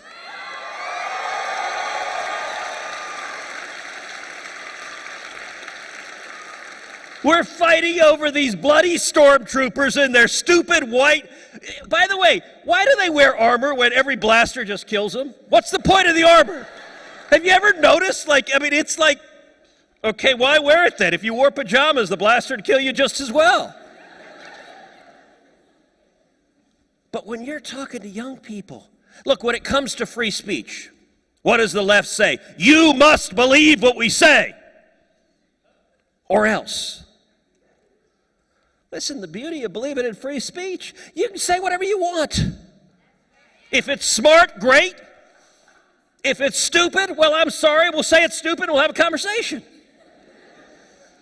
You know, religious liberty is all about every one of us has the right to seek out and worship God with all of our hearts, all of our souls, all of our minds.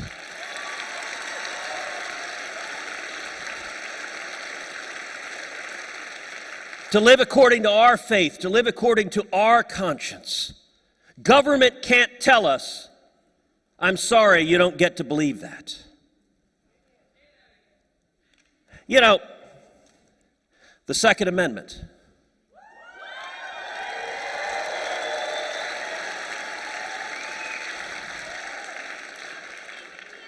The Second Amendment, by the way, is not about hunting.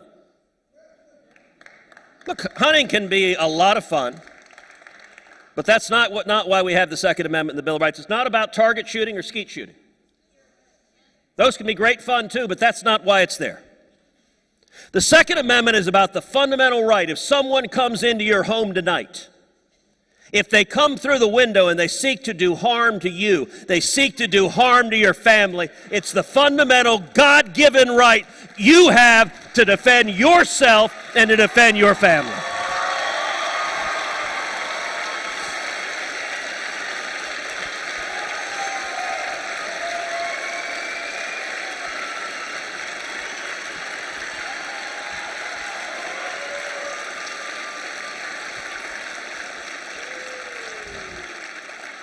And you know the left knows they're on weak grounds when they engage in total hypocrisy. You know, I don't know if you saw Cori Bush, one of the leftist freshman congresswomen, who she said, you know, I spend hundreds of thousands of dollars on private security because my life is precious and needs to be protected so I can keep fighting to abolish the police. That's like the first part, I'm with you. Look, I agree, protect yourself. You got a right to protect yourself. Every life is precious. Yes, stay safe. But why do you want to take that right away from everyone else? Don't you think the other people would kind of like their lives to be protected too? And you know, there's a particular opportunity right now. Because the left, they're angry. They're so shrill, they're intolerant. How many radical leftists does it take to screw in a light bulb? That's not funny!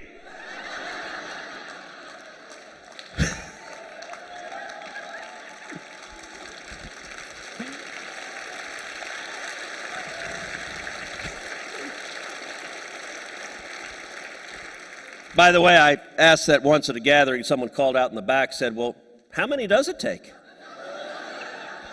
And I said, actually, nobody knows, because that would require work.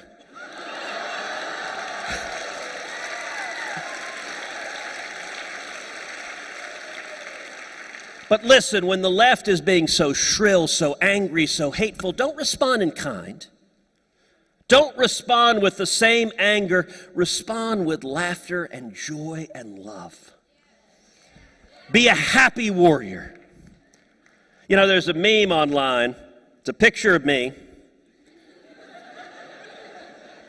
that says, Ted Cruz ate my son. I saw it online, so I promptly retweeted it. I just said he was delicious.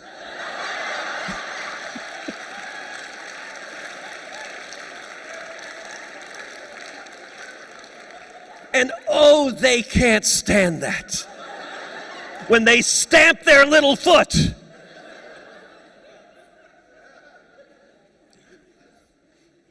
There's a guy at the airport today who was heckling me. I just said, hey, nice man bun. I shouldn't have said that. That actually was giving in. But you had a little bit of fun. Look, don't take yourself too seriously. Use your voice.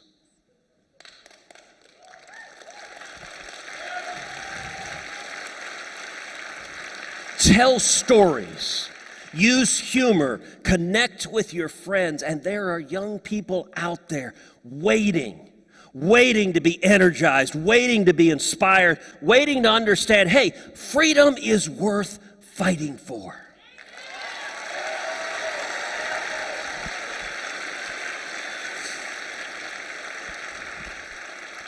All right, with that, let's do a couple of questions.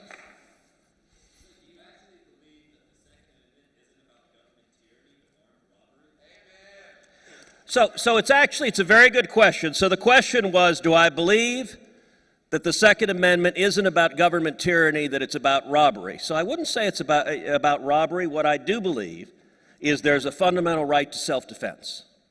That is that if you look at the principal rights that we enjoy as God's creations, they are life, liberty, and property, and that life is the very first of them.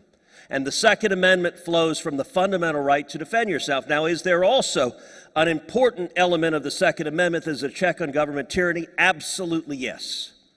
Many of y'all are not old enough to remember Tiananmen Square, where 1 million people rose up in China in a massive protest. It was incredible. You had young students standing in front of giant tanks. And right after that happened, the NRA ran national ads in a bunch of newspapers, and it simply had a picture of all those folks gathered, and it asked the following question. It said, yesterday, 1 million people rose up against tyranny in China. Imagine what would have happened if they had had guns. So yes, that's an important role of the Second Amendment, is limiting the oppression of government. But the fundamental right to protect yourself and protect your children, and I got to admit, this was driven home to all of us very directly. We remember last year when there were Black Lives Matter riots and protests and cities being burned, and there were stories being written about how the mobs are going into residential neighborhoods in Houston. And I remember looking around going, all right, if they do that, that is not going to end well.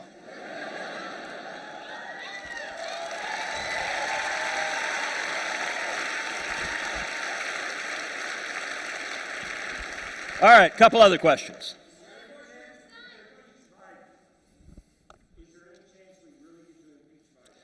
Is there any chance we get to impeach Biden? Well, as long as Nancy Pelosi is Speaker of the House, no.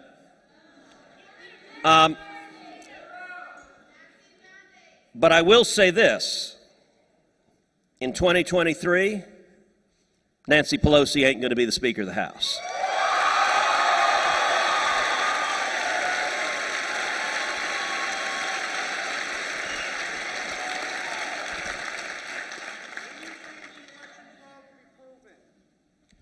When do I think election fraud will be proven? Was that the question? Yes, sir.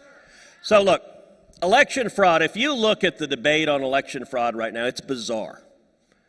The Democrats and the media, although I repeat myself, they insist right now on any debate on election fraud that it doesn't exist, that it's never happened, and that anyone who says there's election fraud is some crazy conspiracy theory, tinfoil hat wearing nut. And what's weird about it is that is a bizarrely ahistorical, dishonest narrative. Election fraud has been a persistent problem as long as there have been elections. Look, when the first cavemen got together to say who should be the grand poobah, there was some voter fraud as someone stuck a couple extra pebbles in the box. And it's continued. By the way, Texas, we've had our share of voter fraud in Texas. Anyone heard of LBJ? And I've spent 20 years fighting against voter fraud. When I was the Solicitor General of Texas, I led the states in front of the U.S. Supreme Court defending photo ID, Indiana's photo ID law, and we won 6-3.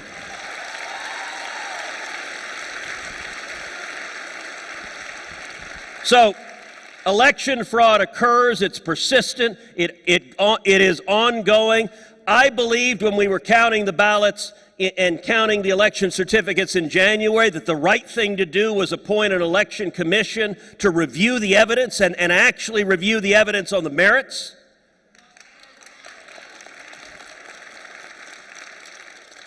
But what do we do on elections generally? Let me take your question more broadly, which is, I get questions all the time of, how can we win with voter fraud?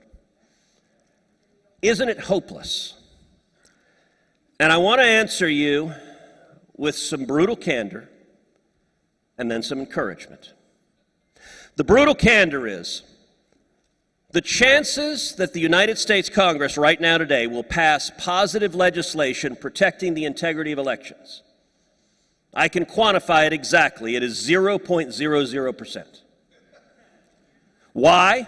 because Joe Biden and Nancy Pelosi and Chuck Schumer have decided that election fraud benefits them, that it is in the interest of Democrats to maximize election fraud. Their number one legislative priority is S1. They call it the For the People Act. Many of us call it the Corrupt Politicians Act. It would strike down just about every common sense election integrity law across the country, would strike down every photo ID law in the country, would strike down every prohibition on ballot harvesting in the country. It would register millions of illegal aliens to vote. It would register millions of felons to vote. Why are they doing that? They're doing that because they want to rig the system, rig the rules so that Democrats stay in power for 100 years. So, are Pelosi and Schumer going to pass good legislation on election integrity? No. Are blue states with Democratic governors and Democratic legislatures going to pass good legislation protecting election integrity? No. So what does that mean we can do? We can do a couple of things. Number one, in red states like Texas, like Georgia, we're seeing some state officials that are being courageous and standing up and passing election integrity law that is good, and they should be encouraged. And when the media demonizes them, we need to stand up and defend them.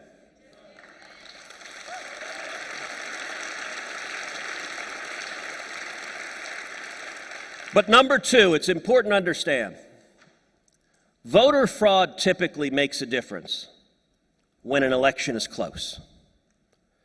That means in 2022 and in 2024, if the Democrats who are in office are not going to pass good laws, we've got one option only available to us, which is we've got to win by a big enough margin they can't steal the election from us.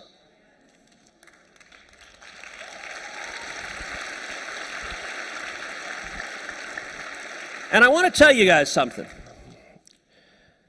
which is the left wants you to give up hope. The media is pushing the narrative constantly that it's hopeless to save America, that their assault on freedom, on sanity, is inevitable and unstoppable. If you read Dante's Inferno, above the gates of hell are the words, "Abandon hope, all ye who enter here." You know, if you look at the Senate runoffs we had in Georgia on January 5th, I went 3 times to Georgia to campaign for the candidates there, to go on the ground, to do rallies. I got to tell you, I wasn't surprised by the results in Georgia, because you could see that people were demoralized. You could see they were discouraged. And if Republicans stay home, we don't win elections. And as a consequence, if we had just won one of those seats,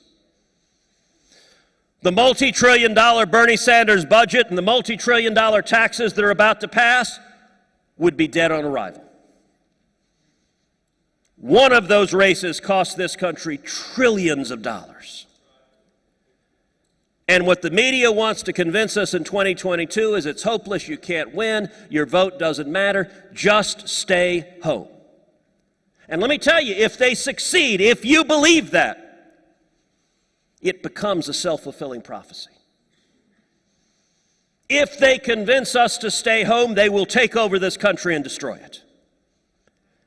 And so the word of encouragement I want to give you, look, this is a room full of people who are young and full of hope. And there's an old saying that history doesn't repeat, but sometimes it rhymes.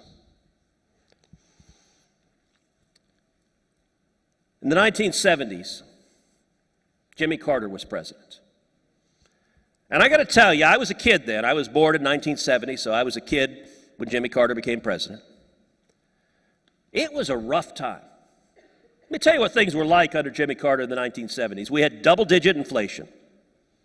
We had gas lines going around the block. We had 21% interest rates. We had our hostages, American hostages, held in Iran for 444 days.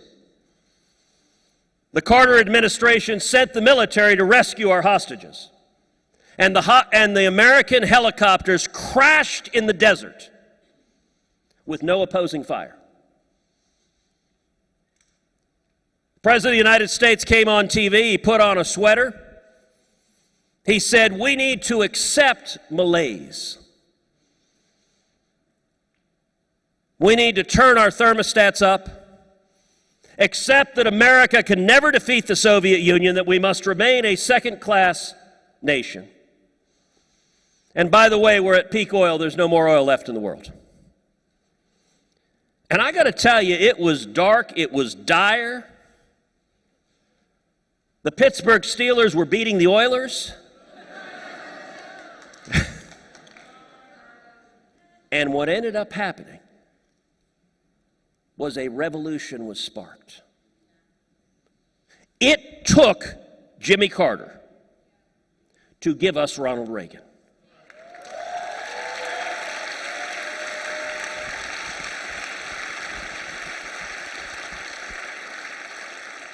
And Joe Biden, it is almost eerie how he is repeating the mistakes of Jimmy Carter one after the other after the other. Without Jimmy Carter, Reagan was viewed as this crazy California conservative. He was a cowboy. He was too extreme, too dangerous. He could never win. People looked at what Carter was doing and said, oh my gracious, we need something different. And it was morning in America. We turned this country around. We brought it back. And I'm here to tell you, Joe Biden is going to produce another revival, another revolution, and it's going to be a revolution led by each of you, led by young people. I was 10 when Reagan was elected, and I remember cheering that we're going to bring freedom back. We're going to defeat the Soviet Union. We've done it before, and we will do it again, and you are the ones that will lead the revolution. That's what's powerful. It is young people fighting for America. That's how we defend this great nation.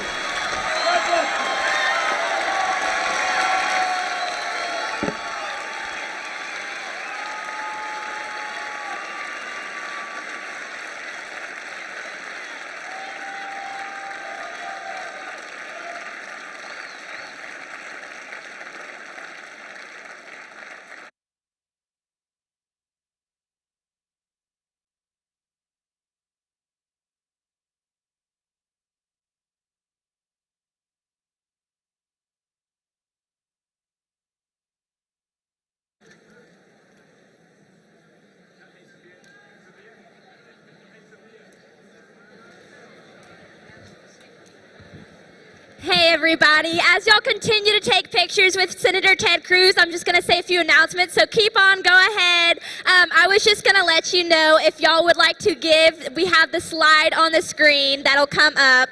And also tomorrow we're going to be having food trucks, so food will not be provided, but y'all could get food at the food trucks. And we want every one of y'all to come back. There'll be Charlie, Kirk, and Madison Cawthorn.